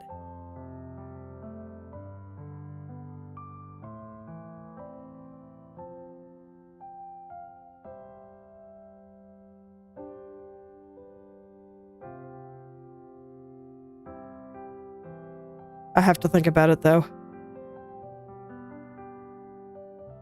I do think it is like this, though. I do think that they just kind of come down like that. But they are underneath, so there should be a solid black line there, I think. Like this probably comes up a little. And I think that's about right. I think. But we'll see how I feel about it in 5 minutes. I'm just gonna get rid of some excess here.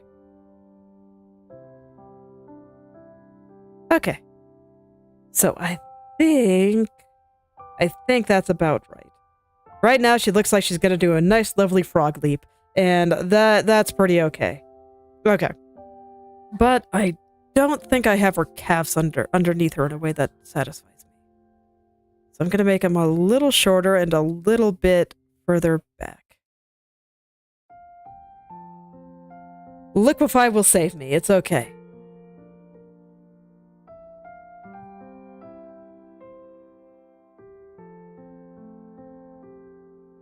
And I have the perspective pretty extreme, so her legs and feet are going to get tiny as they go back. Okay. And now I just reattach the feet. I think this one's a little bit big. I want them to be quite small. And I want to make sure that they are firmly underneath.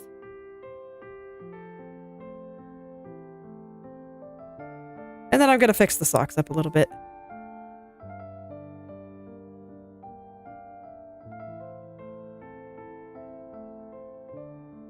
I don't care about making them look nice yet. I just want to make sure that they are really, really, really round. Because that is what happens when you get crazy perspective like this. Things get really, really round. And I just want to make sure it looks like they're wrapping around her legs properly. I actually think that this should be a little touch higher.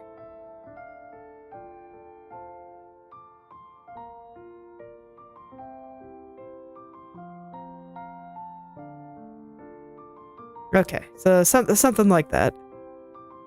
That, I think, is sufficient for now. I will probably... I will probably have to do a lot of fixing there, but you know what? It's fine. What else is new? Let's go ahead and get some colors in there.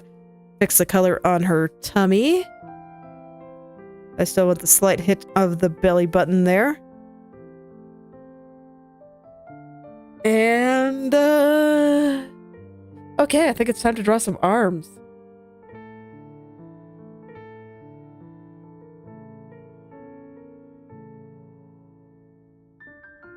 Let's see, I'll call this top now. Let's go ahead and get those arms in there. Okay. So the arm on this side, because they're skin toned, I think I'm actually going to use hot pink for this. So this one's going to come out, it's going to rest on her leg, and then the hand is going to kind of come down like that. That is basically what I want to do. I can see it in my head, but oh my god, having to go from this forward part to this backward part and have them interact is actually going to be way harder than it looks. I think this top part actually needs to come out this way a little bit more. Yes, that is better. Okay, so the top part of the arm is going to be really big. And it needs to get onto her knee. Okay, no, I can't do that angle. Her pigtails are in the way. I am gonna go hide those.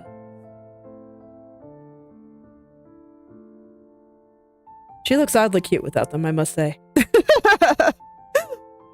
Okay. Oh boy, okay.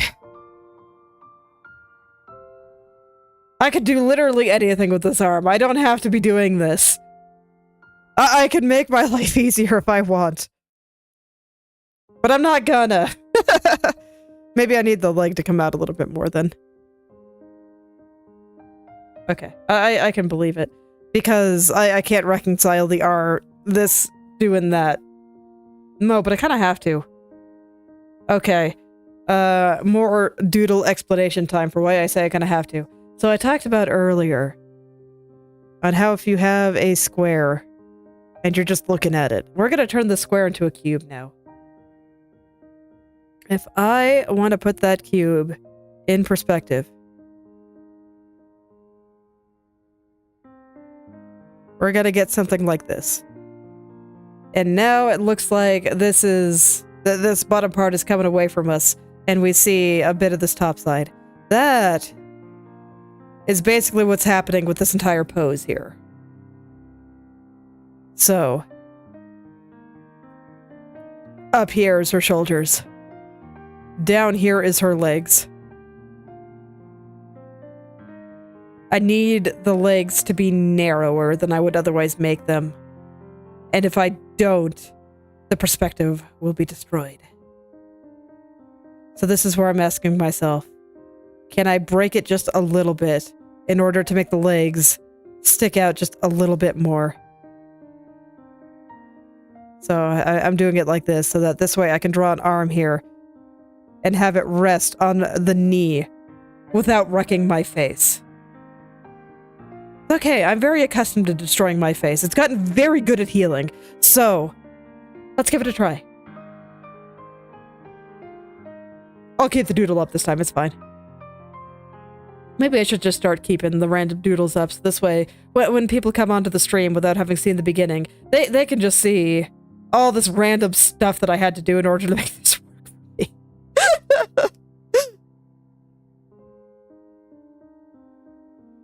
Her legs look so chubby. Alright, I need to get the socks too. Just a little. I don't really want to overdo it. I'll just get a little bit more in there. And I gotta do the same on the other side. Just a little. I'm gonna do it as little as possible to make it work. Phew, okay. Now let's see if I can reconcile arm perspective, because a freaking arms, man. They destroy everything. That is just arms, a destroyer of worlds, I swear. So I need it to come down here.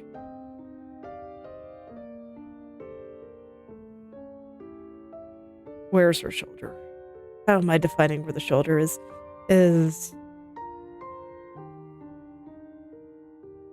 I think I can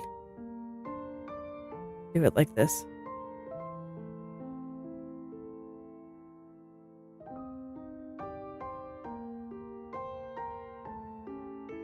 I would like the shoulder a little bit more on there. I think that's okay. And then I just make this top part a little bit bigger.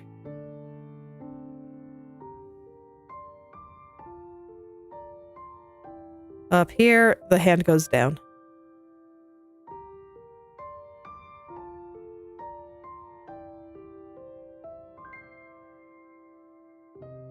Hand is not going down like that, though. No, but it's okay. So this part of the arm stays straight, and then we have a hand. Most of the time when I draw a hand, I draw this kind of shape. I just draw this kind of reverse trapezoid.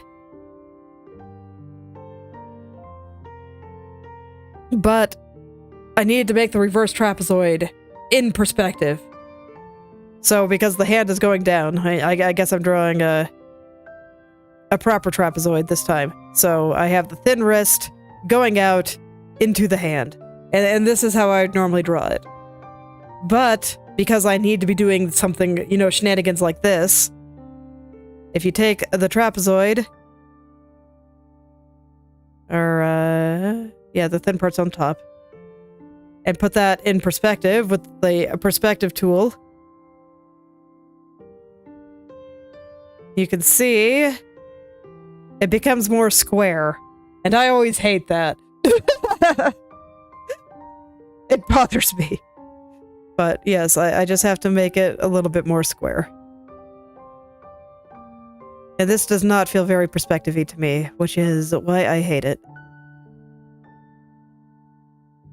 Hand is going to be like tiny. It's going to feel weird. And then we're going to get fingers. And we see the side of the hand here and the arm. I have no idea how I'm going to make that work. Maybe I'll pick a different arm pose, but I'll leave it like this for now. Because, I don't know, I think this is probably okay. The other one's going to be a little easier. I can see where I'm going with this. I can mold over the perspective later. It'll be fine. Okay. I don't really like how this arm comes out of here, by the way. I'm gonna worry about it later. I want to do the other arm. So this one, I'm gonna be holding a baseball bat. We even have the pose already shown for us over here. Oh, that's right, she has the thing. I can have her throwing that instead of having it rest. Oh man, that'd be so much easier. Okay, no, I'm gonna do this one first. But I might just do that. Okay.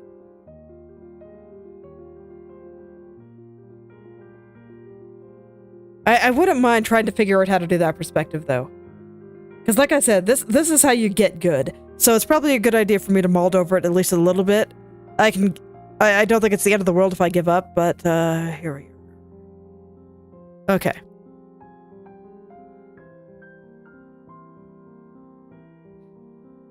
So it's just coming out. It's just coming out.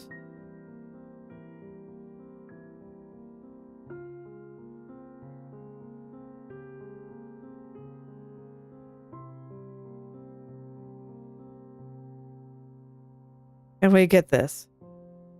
Baseball bat resting on the shoulder.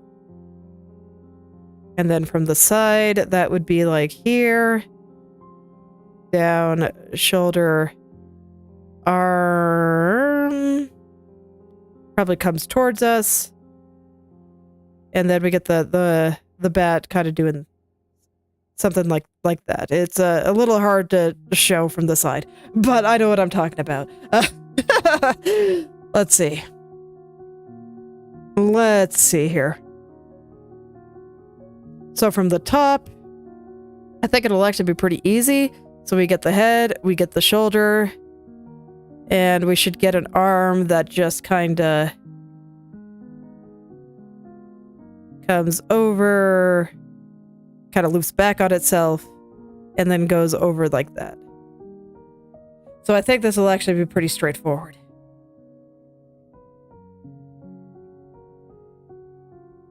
Okay, so we get, kind of comes over, kind of loops back on itself. So we'll have a arm, a spot for the elbow there. But there's no real perspective here. And this tells me I need the arms to go over this, unfortunately.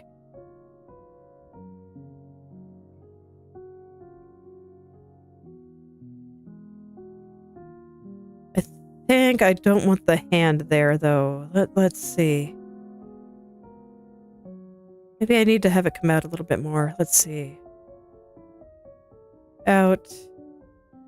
Here. Hand.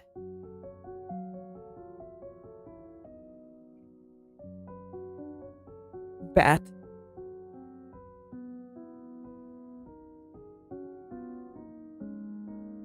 Okay, and I don't have a great place to pick a color from here, so I'm just going to pick this one and call it good for now. I'll be more particular about it later. And it's going to go out and behind her head. This is why I assumed I'd put the tail on this side. Because I could kind of see this bat being in there. Going to kind of rest on her shoulder. And it's just going to be something like this. Let's see, I'm gonna move her down a bit, so this way I have a little bit more space for that. I haven't really figured out how she's gonna be sitting on the canvas yet. I'm just trying to figure out this dang pose. One thing at a time. I can finish the compositional stuff once I have this idea down. Most of the time I actually do compositional stuff first. But in this case, the entire composition is just this nonsense pose, so it's fine.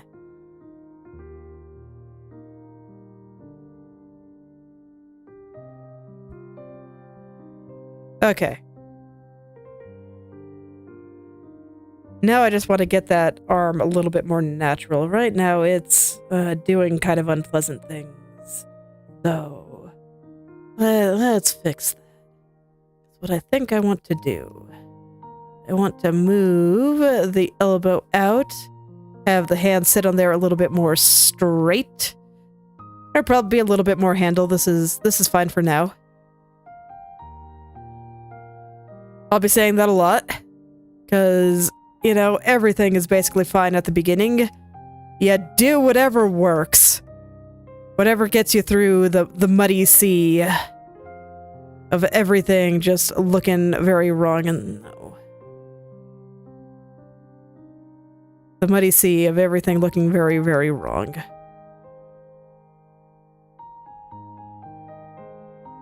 Most people I see, you know, do a line sketch, and that just kind of never worked for me, so I just do blobs of color like this. Silhouettes and shapes are easy for me to understand. So that's the only reason I do it like this.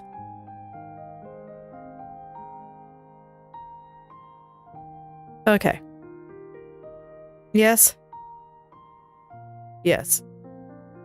Yes. Okay. Yeah, this is fine. And it makes sense for it to be kind of big since it is kind of coming up. And I'm gonna have to do some weird things with the elbow. It's gonna have to get a little bit smaller through here and a little bit smaller through here before it gets big up at the top, because if you do the pose yourself, and even if we just go look at what she's doing, the arm goes down and up. So I need to make sure that on mine, even though we're seeing it from the top, it still looks like it goes down and then up. So it'll be something like that. And then that's probably going to point this elbow a little bit further down. Okay.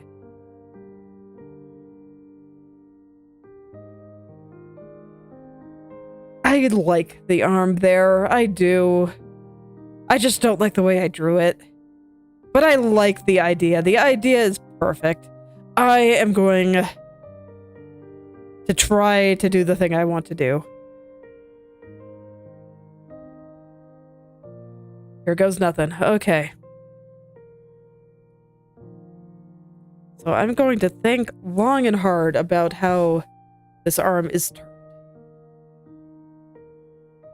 I think that her shoulders might still be a little bit too broad. Her chest might still be a little bit too big. I should perhaps fix those things first. Her legs feel relatively okay. This one feels better than this one, which tells me I probably want to rotate that. Okay, I'm going to be doing like a million things at once here. It's fine. I guess I'll get the sock too. Okay. So if I want that to point a little further this way, I think that's just going to be a little bit of skewing and moving it over just a little. Bring it out. And then I think part of the reason that this looks better to me is because the arm is slightly covering certain parts, which tells me that I need to inform myself that I am seeing the front plane of the knee here.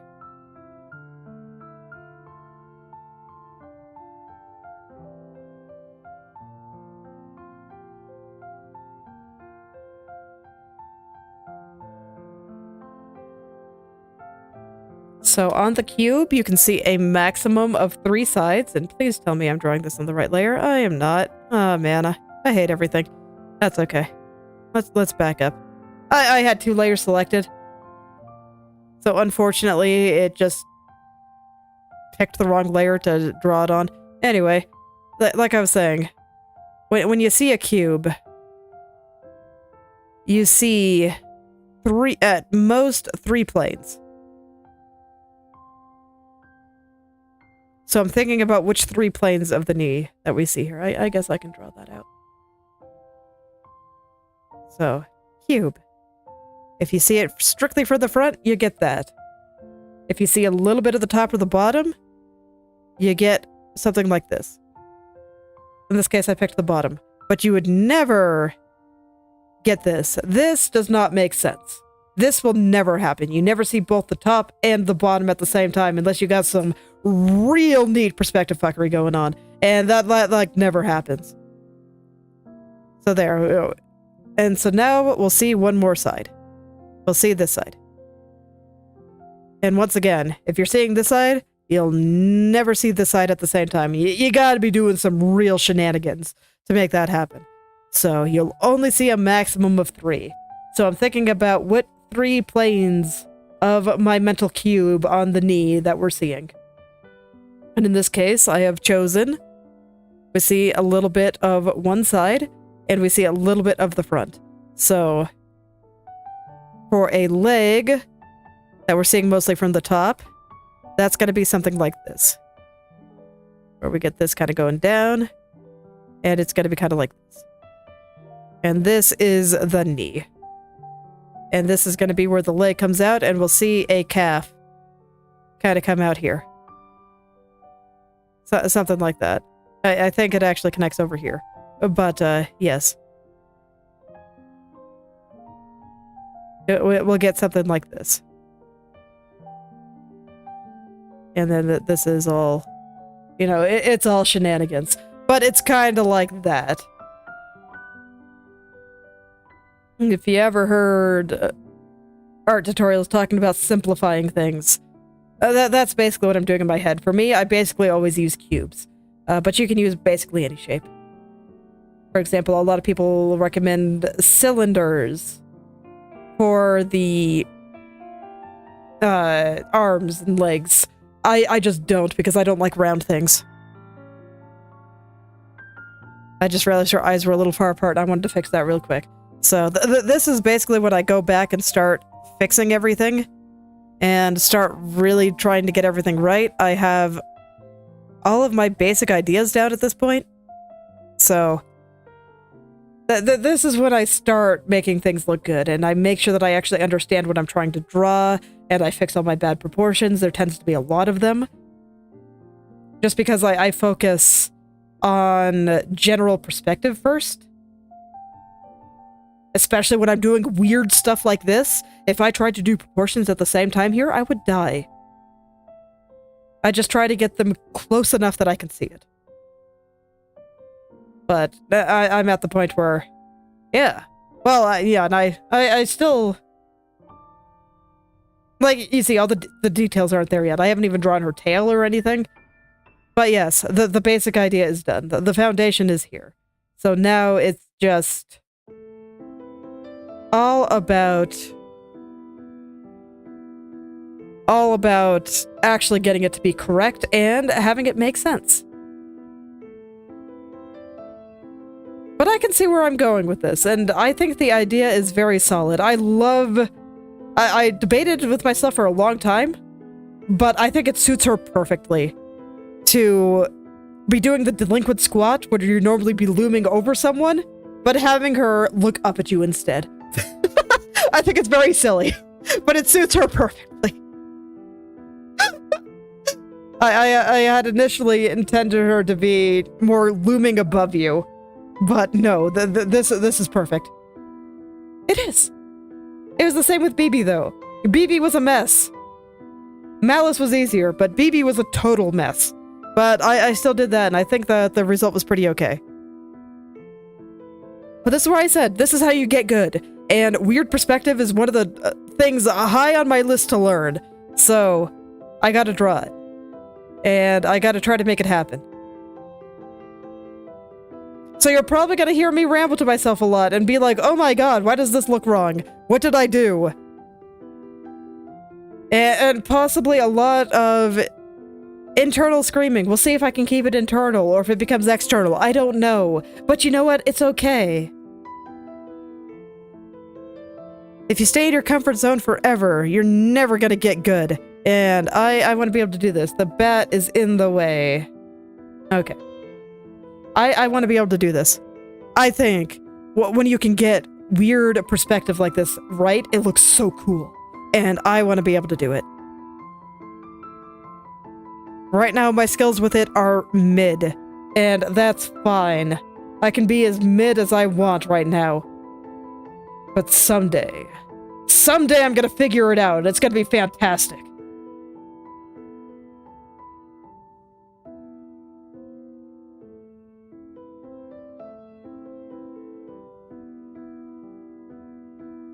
Okay, so let's get the front part of the knee in here. I don't mind if everything looks really boxy at this stage. It's fine. I will fix it later. Let's see. I do think it is pretty much continuous there. And then I'm just going to make this a little bit more knee-shaped.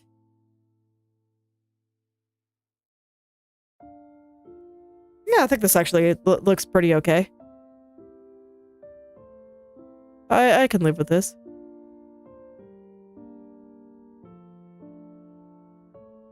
I can kind of see where I'm going with this. So we see a large part of the top. Got it flattened right there. And then the shin kind of comes out here.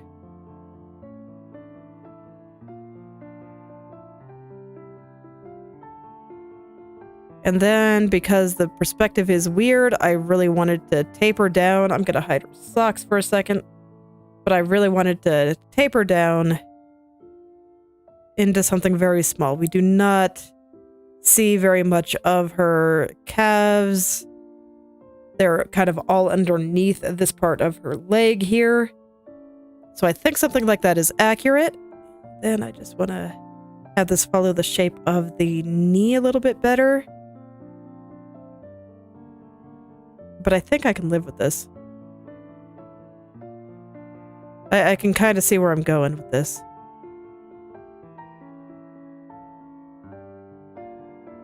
Okay. Are they big enough? Or I guess, is this one big enough? And is this too thick at the top? I think it might be.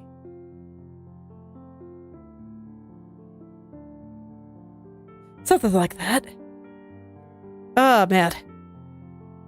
See, whenever I start another drawing like this, I basically accept I'm going to be brain dead the rest of the day because this is hard.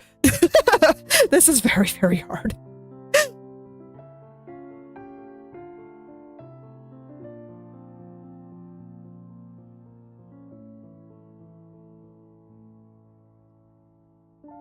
And I will say, for people learning, this is why I always emphasize pick one thing, just one, that you want to try. 2 at most. And a big one for me with this group was perspective, and then the other one was some style stuff. I can kind of get away with a little bit more because, for one, I'm pretty okay with spending a long time on a drawing. But for 2, I have a little bit more of a foundation than a beginner that I can work with. So I can bring in other bits of information, but, you know, when I'm doing this, I'm largely resigning myself to having my proportions be a little bit wrong and that kind of thing, because it's just not what I'm working on for these. Like, it's okay. As long as it's good enough, that's fine. I have to pick my battles. And it's a good way to stop yourself from getting too overwhelmed. It has done absolute wonders for me.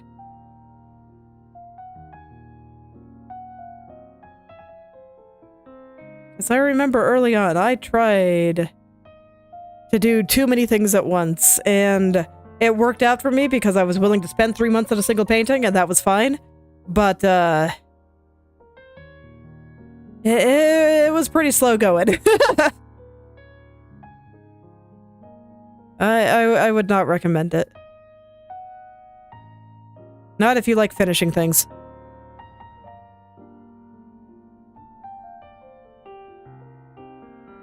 So for me, I had already picked weird perspective was high on my list of things to do for this one. I think it's going to be like that for the next one I have planned too.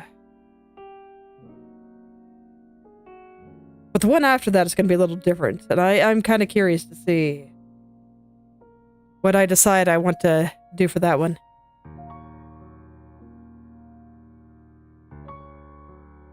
Reptile tales are pretty wonderful, I must say.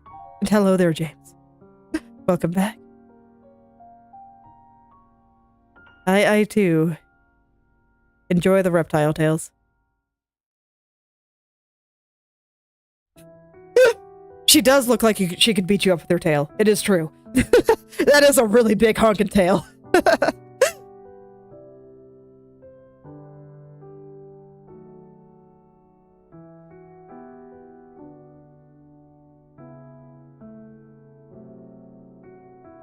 Okay. I don't think this is quite connected to the hips. Do you want me to turn the layer back on before you'll let me transform? Okay, fine. Fine. I just want this to be slightly more connected to where I think her hips are. Hehe.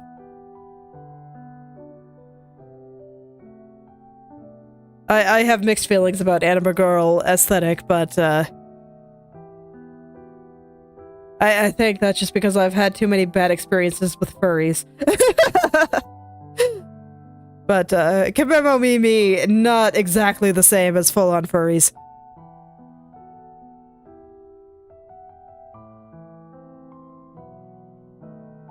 Hold on, got a cough. Ah, okay.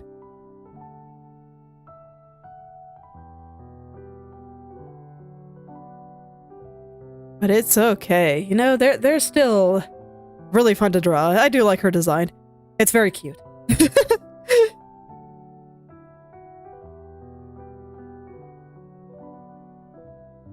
Anthropomorphic. So yeah, they tend to have human traits. But yeah, that's they have more fur. I do not think Kamemo Mimi is furry at all.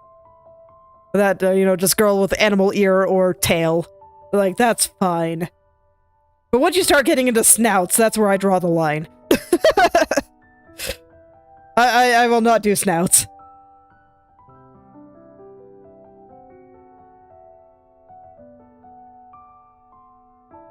Alright, let's start attaching her leg. The lower part of her leg here. I think this one needs to be a little thicker. She needs to have a little bit more strength in those legs in order to handle such a ridiculous squat. Okay, so this is where I have to decide something. Her legs, if you look at my numerous doodles on the side here. I used to not really have a problem with it, because I mean, it's like common in children's cartoons, for example. But then I met people. And now I'm a little nervous.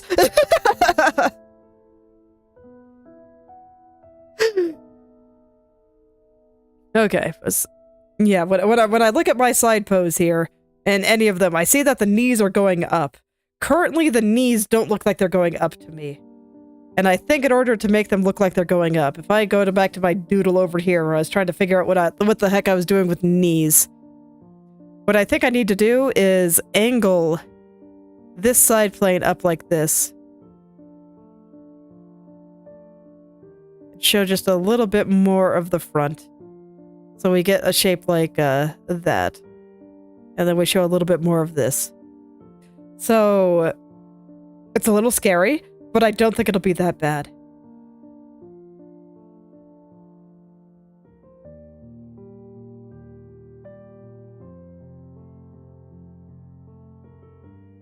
So I just want to angle this up like this. I'm going to erase just a touch here. So now we're going to get it going up. And I don't mind doing things in passes like this. I do think half the battle is just finding a way to simplify things in a way that works.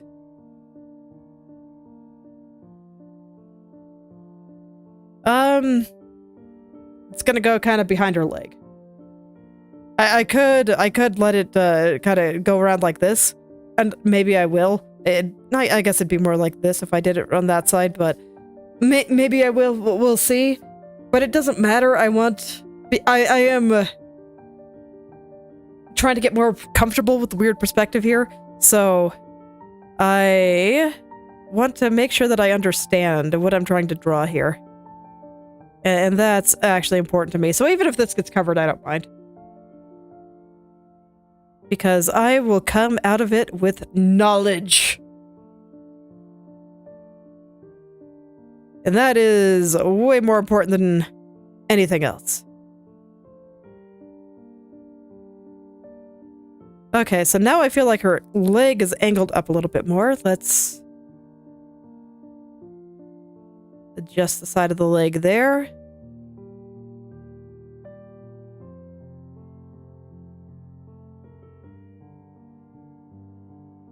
I think I want it to be facing a little further forward, like this one.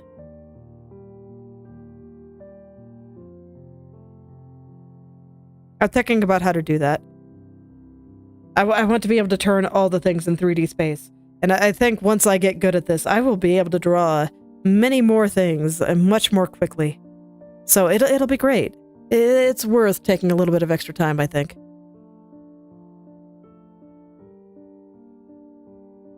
As long as you guys can tolerate me trying to figure this out.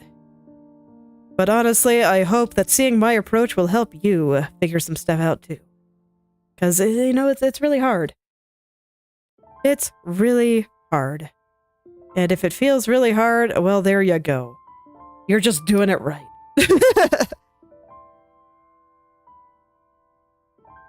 Because I probably could give up and do something much easier, but I don't want to. Okay, so the way I have this leg, this one I like a little better. So I'm going to figure out why. Let's go ahead and try to angle this one up a little bit more too.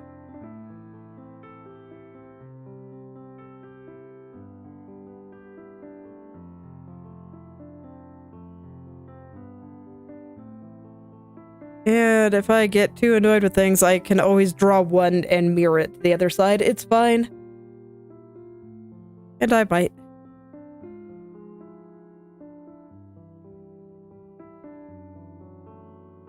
But I will try.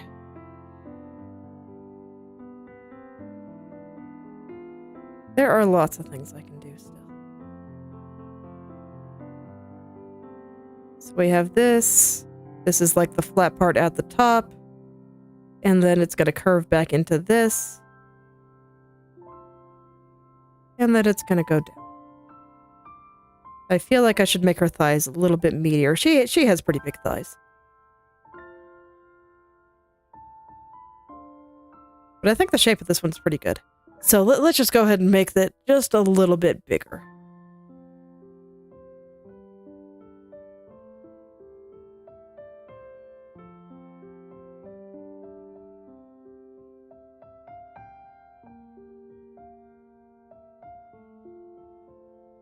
Maybe not that big. Oh, there we go. She looks a bit stronger now. She does. And I'll move the foot underneath. I kind of want a little bit of the heel to be showing back, which is why I keep sliding it further back a bit. I do think the toe needs to be a bit bigger than this, but or a bit longer, more accurately. But otherwise, I think it's okay. We'll worry about it once we have to draw the Crocs properly. That's gonna be something. Actually, I don't think it'll be that bad. I think it's just going to be... We have a little bit of the strap showing right through here. We get the triangles there. And then the front will be over here. I think it'll be pretty easy. Well, that's fine. I think this looks pretty okay. Let's do just a little bit more practice with this one. But I think I might just mirror this one to the other side. I just don't feel like I have a firm handle on how to spin some of these things yet, and I would like to be able to do that.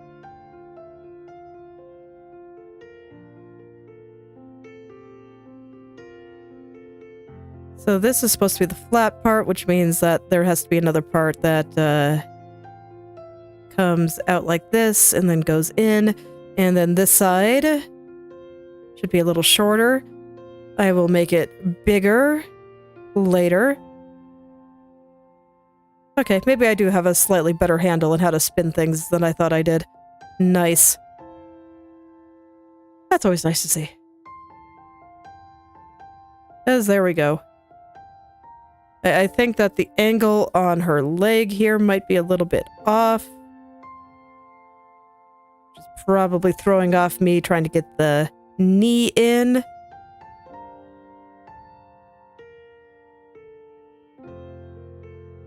Okay. So the flat spot, the spot that comes out, and out. And then this should go a little further down, and this should come a little further up.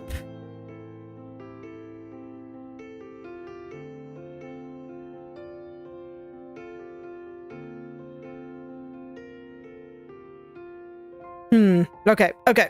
I know what's going wrong. It's actually a little bit wrong on this side too, because there's supposed to be another plane there.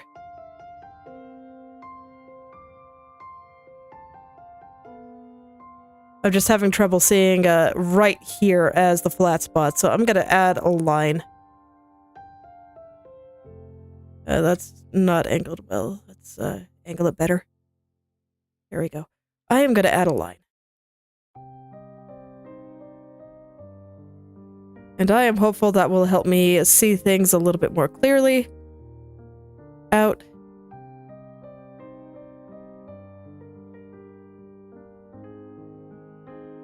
Flat. Out. Back.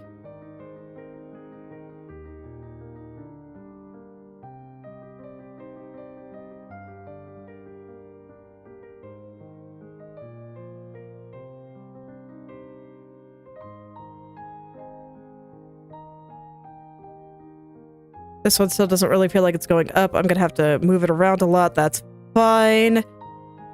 But I think I'm seeing it. I keep wanting to turn it here and make her knee just a triangle. But I don't want the knee to be a triangle. I want the knee to be shaped like this. I want there to be a flat spot.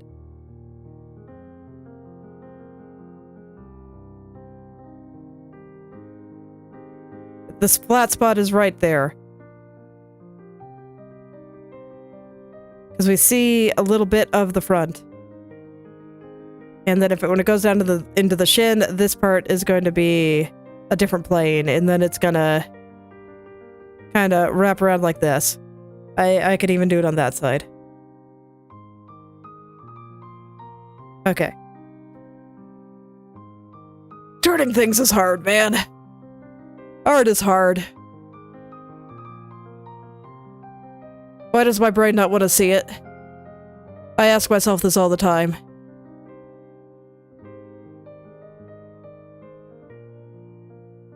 Okay, maybe I have this a little too sharp. We'll do it like that.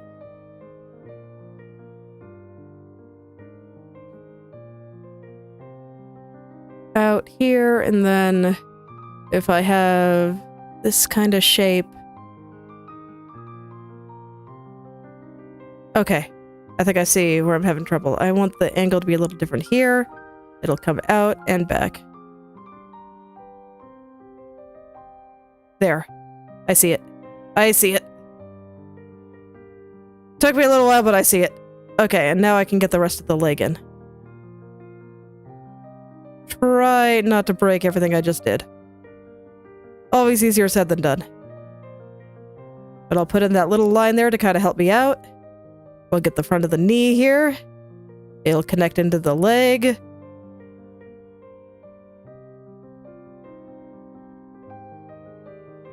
And then I can just kind of casually draw the rest and make it bigger. I still don't like this one as much, so I think what I'm actually I'm just gonna use the other one. And that's fine. I don't mind doing that. I'm glad I did it still. But anyway, let's get the one that I actually like. We'll bring it on over here, and I'm gonna call that good.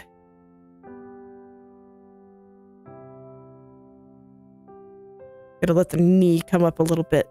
I'll do the same thing on the other side. But otherwise, I think it looks fine. That's right, gotta merge. There we go. Let the knees come up a little bit more. Actually, I don't think that helped very much.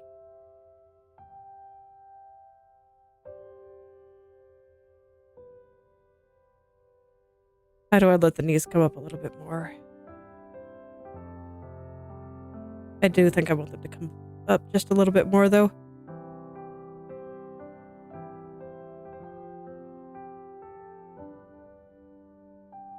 I do that via liquefy. There we go.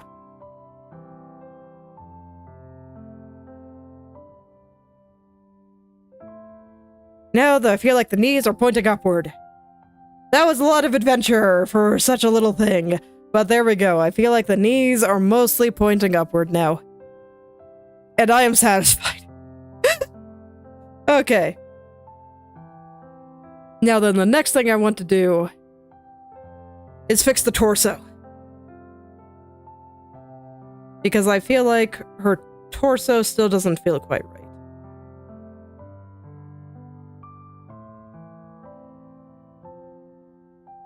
Something about it feels big still. I do think that her shoulders, they might be a little wide, but they're not that wide. I think relative to the head, they are mostly correct, but she does have some pretty tiny shoulders. So that might just be related to her personal proportions as opposed to anything that I was doing wrong. Like maybe if she was a normal person and not a very tiny anime girl, maybe what I did would be okay. But she is a very tiny anime girl, so gotta fix it up.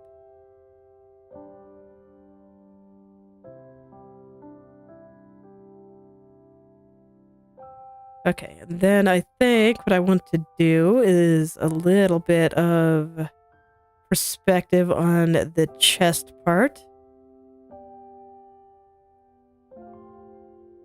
Kind of bring it down just a little bit more. Transform tools save my life every day. I appreciate them.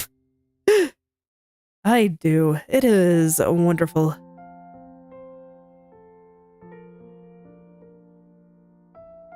I feel like I'm on the extreme end. Just get it down. You can make it look good later. Because I treat drawing as somewhat adjacent to sculpting. So, just kind of getting the basic ideas down there gives me a foundation I can then use to sculpt with, and I like it a lot. It works very well for me.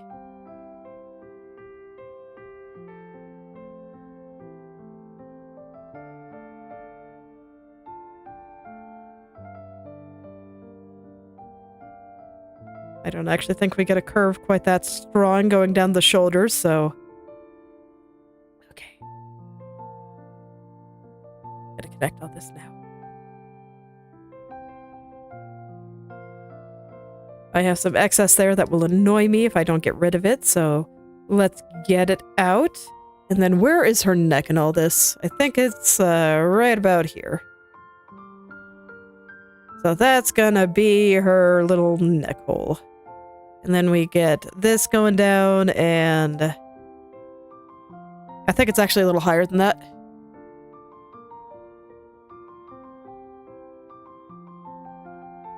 And even though this is covered up, I'm still drawing it. It will help. It's actually a lot easier to draw things and get everything accurate when you think about the hidden parts. So much easier. So much. Okay, then we get shoulders in here.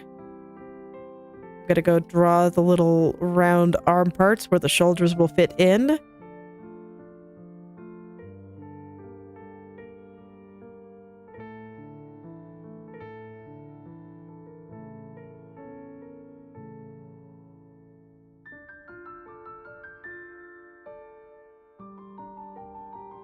Just like that. And then we're starting over here to get into the part of the torso. We're at this part of the box, so the shoulders up here are the top part here. And now we're getting into the part where things start dramatically going down. So I want to get that kind of shape in there. This is highly exaggerated. I'll probably make it look a little bit different later. And then I'm wondering if I just have her chest a little bit too low. Okay, I'm gonna go do a little bit more with the collar of her shirt. Of the, you know, the seifuku part. So that this way I can figure some of that out too. So it's gonna kind of wrap around the back. I don't mind it covering up the neck part that I just drew. It's fine. What does the back of it look like anyway? Okay, it's a big square. It's a big square. So that will mean that it kind of sits on the shoulders, and then we see like a little sliver of it going back here. Actually, we're seeing the front plane, so we don't see that. Never mind. I was just describing over here with my box. You do not see a front and a back plane at the same time. So no, we see this front part. And if you think of it like a cube, it's like this. So we get the top of the shoulders, and then we get this part going down. And now that is my cube in perspective. This is how I'm seeing it. So yes, we do not see the back. Gotta think those things through, because otherwise you will draw many a wrong thing. Okay, and let me see. I'm thinking about how the arms are moving now. So that's gonna be, we have this arm kind of going up. She's, resting, or no. No, it's not really going up. It's pretty neutral, actually. It's not exactly going down. Okay, so this should be fine. This one is going down, though. So that tells me that this side is probably going to be a little bit lower than this side. Because this shoulder is going down to rest on her leg, or more accurately, she's probably putting her weight on that arm a little bit. No. I decided to bring up my Delinquent pose references, and indeed, they do. It does rest on it. It does not... She's not leaning her weight into it. It is just resting. So yes, it does lean down this way just a little. Which will put this... the ball and socket joint for the shoulder a little bit lower than this side. Which is not exactly being raised, but it's a little more neutral. This one is kind of going down. So this one will be a little bit higher than this one. Okay. Now then, the collar on the shirt does not go up next to her neck. It goes down.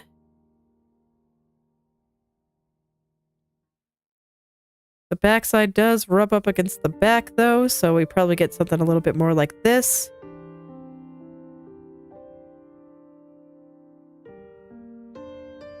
And trust me, this will make it way easier to draw than just kind of guessing. And does it go kind of into her chest? I'd say a little bit. So I will let the point be somewhere like right around here.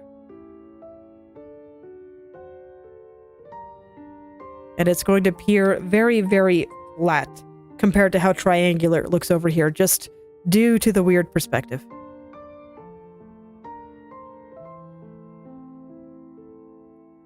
It is going to appear extremely flat.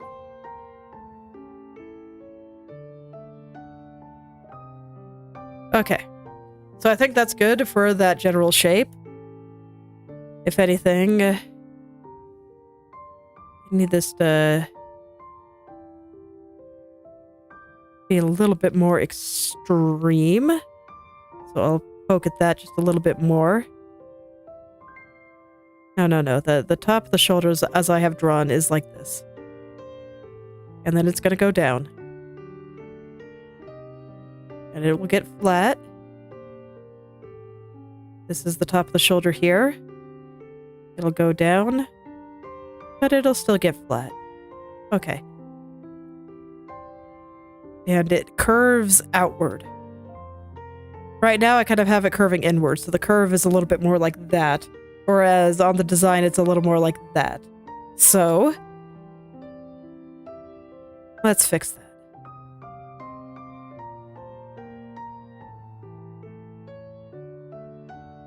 Let's fix that.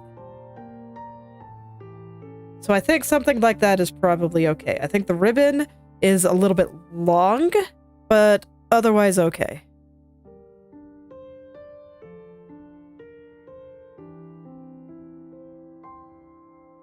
I just want to make the parts that are kind of folding out in front of her chest, so you can see that there are a couple that the ribbon does extend beyond the chest. I really want to make it look like it's falling off and just disappearing into perspective. So we'll have this part sitting a little flatter on the chest, and then this part, the part that comes off, it just goes so hard and it just disappears entirely. So that's what's going on there. I think I have that about right. This is incidentally why I was drawing the ribbon earlier when I said that I was more focusing on structure. Just because it does have a lot of really useful features that I can use to help me understand the perspective a little bit more. Very useful. So that's why this side is much bigger than even here or here. Because this is disappearing into perspective, but this is sitting flat on her chest. Maybe a little bit too flat, because her chest's not that big. Let's liquefy that a little bit. I kind of want the top part to be a little bit more narrow, I think, until it gets to the point where it is sitting on the chest.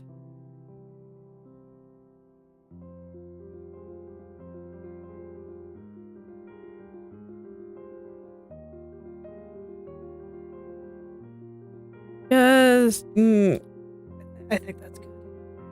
We'll see if I want to fix it later, but I think this looks okay for now. Get it really thin up here, then have it get a little bit thicker right about here, and then have it go back into nothingness again. Okay. So I think that's looking all right. Let's get the tummy back. How do I feel about her chest overall? Do they feel too big? A little too big. Okay. No, I should fix that first before I worry about the tummy, because the tummy is going to be relative to her chest, I think.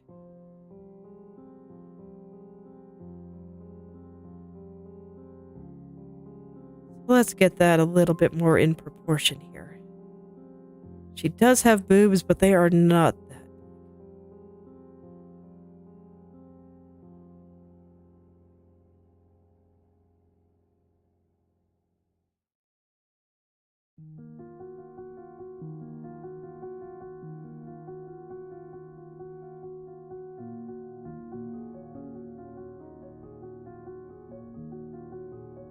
Flatten out right there. That'll make it look a little smaller too. And there, I think that looks better. So let's tuck in the tummy again. Look at it just like right underneath. And then with that, I think I can actually bring the legs a little further forward. I think they'll look a little bit more underneath her if they're a little bit further forward.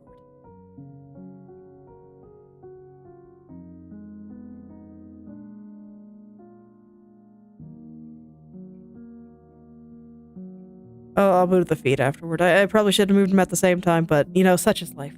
I didn't, so here we are. Okay. Gotta get rid of all the excess there.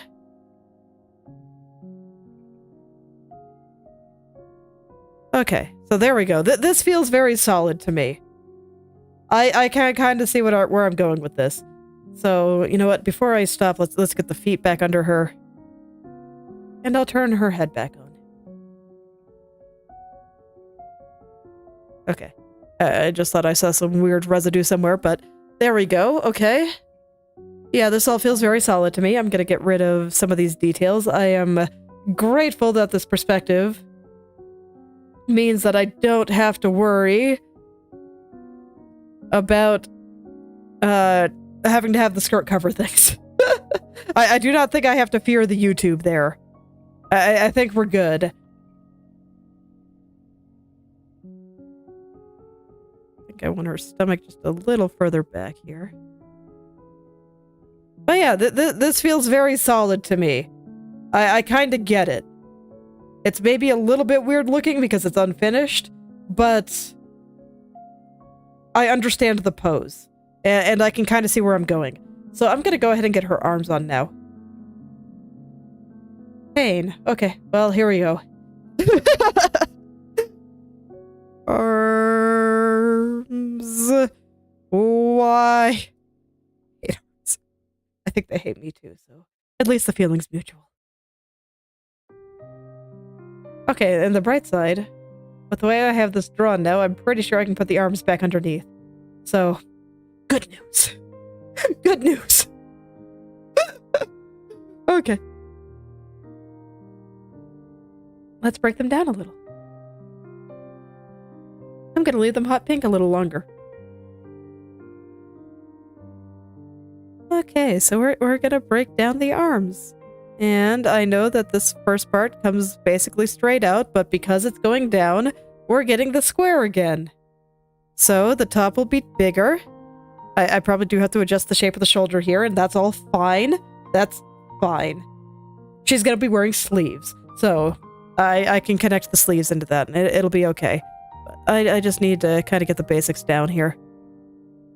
So if I think about the upper arm as a cube, or rectangular prism as the case may be, this is one plane. We're seeing it basically entirely from the top, and it'll get thinner as it goes through.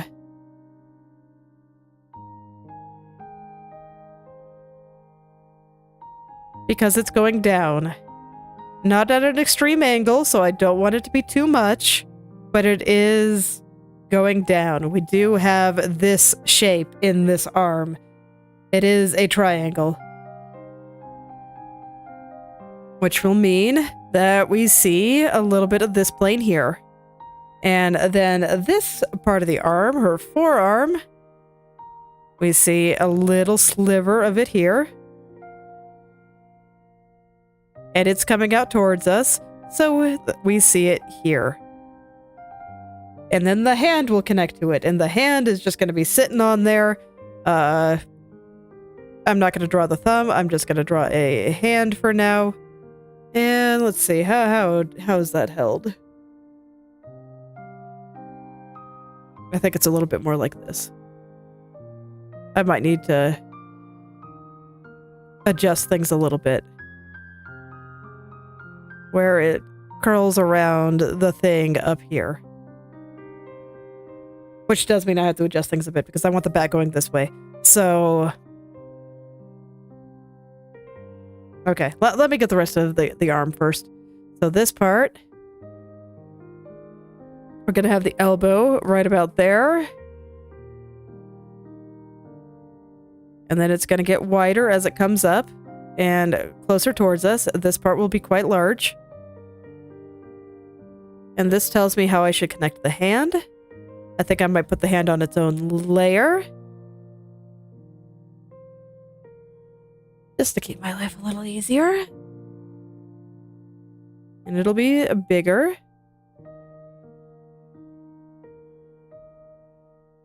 And it needs to be angled this way for my purposes. So I will adjust the arm accordingly.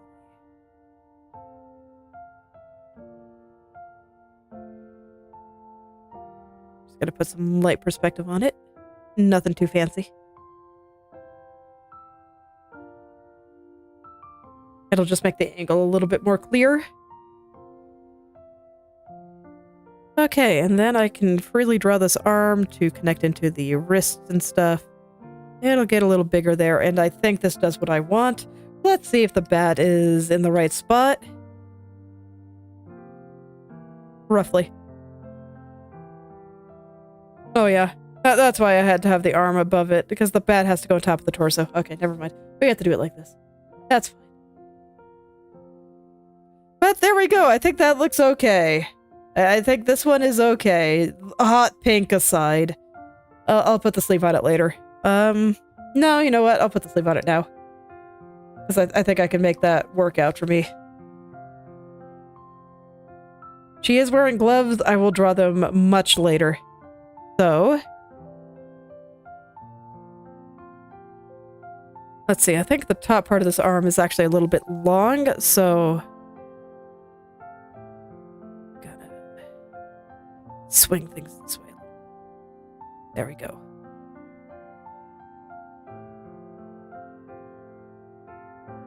God, my brain is already so fried, but it's okay. Oh, it's actually about time to stop. Well, I'm gonna finish off this arm. I'll go ahead and get the sleeve on it, and then next time, I can mold over this arm, and I can spend the start of stream with my brain is fresh, just being like, oh my god, arms, I hate you.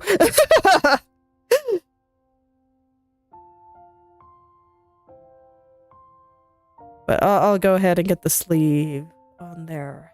I totally lost track of time. Art is too much fun, even when I'm internally screaming.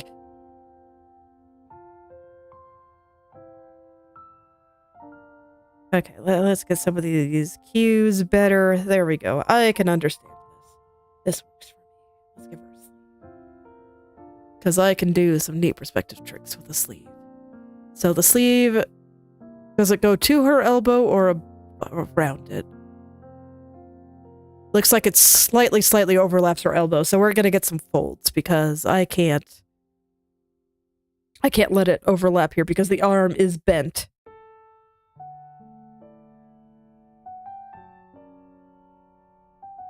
Okay, so we'll let it wrap around here.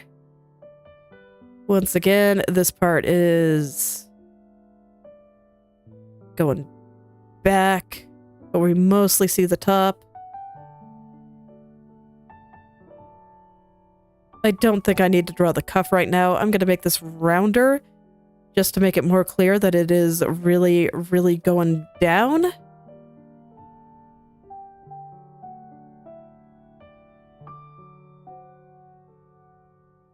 That's why I said I could do neat tricks with the sleeve, because you can do neat things with clothes. It'll help you out. I'm going to go ahead and also define where I'm going to put that cuff later.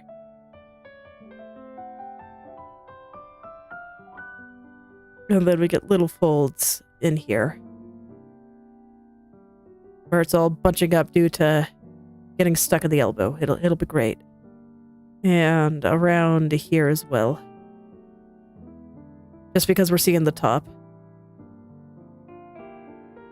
So we'll get something like that. And that makes sense to me. And I'll draw the glove later. That'll probably come much later. Ew! Oh man! I am so tired. But you know, it feels good. Let's go ahead and put my head shadows back on. Because that'll show the expression. I just needed everything else to help me out because I can't see the eyes like this right now. I'll fix that later. But there we go. I think this is I think it's doing what I want. I can get what's going on. I haven't drawn all the elements of her costume. I haven't drawn her tail or any of that yet, but the pose, I think it feels very solid. And I think I can make this look good once I get all the proper details in and the proportions are more correct. The head might be big. There's probably lots of problems. And when I look at this on a Sunday, I'm probably going to be like, man, past self. Man, why you got to be like this? But no, I am very forgiving of my past self. The me of right now was definitely doing her best. And yeah, I think I can be quite happy here, considering the difficulty of the perspective. Someday I'm gonna get good at this. Someday I'll be able to draw stuff like this in my sleep. And I'm sure there's gonna be people out there recommending me perspective grids and stuff, and I don't think they're entirely wrong. But I don't really like using them for people. I like using them for architecture. But not really for people. I prefer just thinking about which planes of things that I'm seeing. So, you know,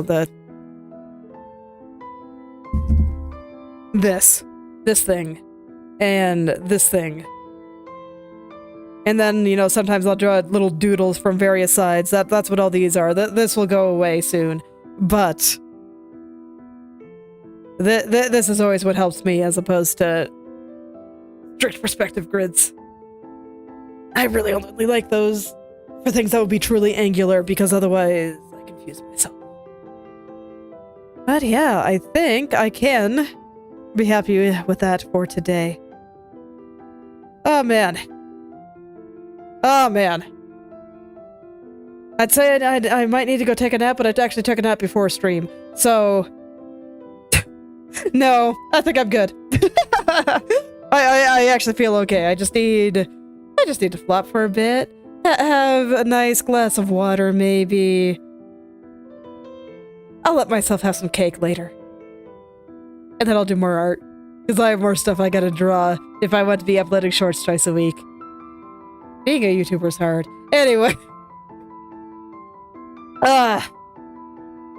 Well, you know, I'm really glad you all were able to join me on starting a new picture, because I think this is always the most exciting part. This is the part where I tear my hair out, and it's beautiful. It's wonderful. It's great. I think it's where the most things happen, and where I just have the most art-related things to talk about. And I am happy to explain every detail, and I'm always happy to have questions too. So I'm, you know, with my traditional thank you all for coming, I mean it especially today.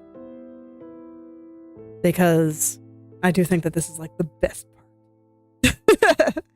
So, I'll say it again. Thank you all for coming. And I hope you're able to make something wonderful today too. Even if it starts out pretty scuffed. It always does. Don't worry about it. I'll see y'all tomorrow.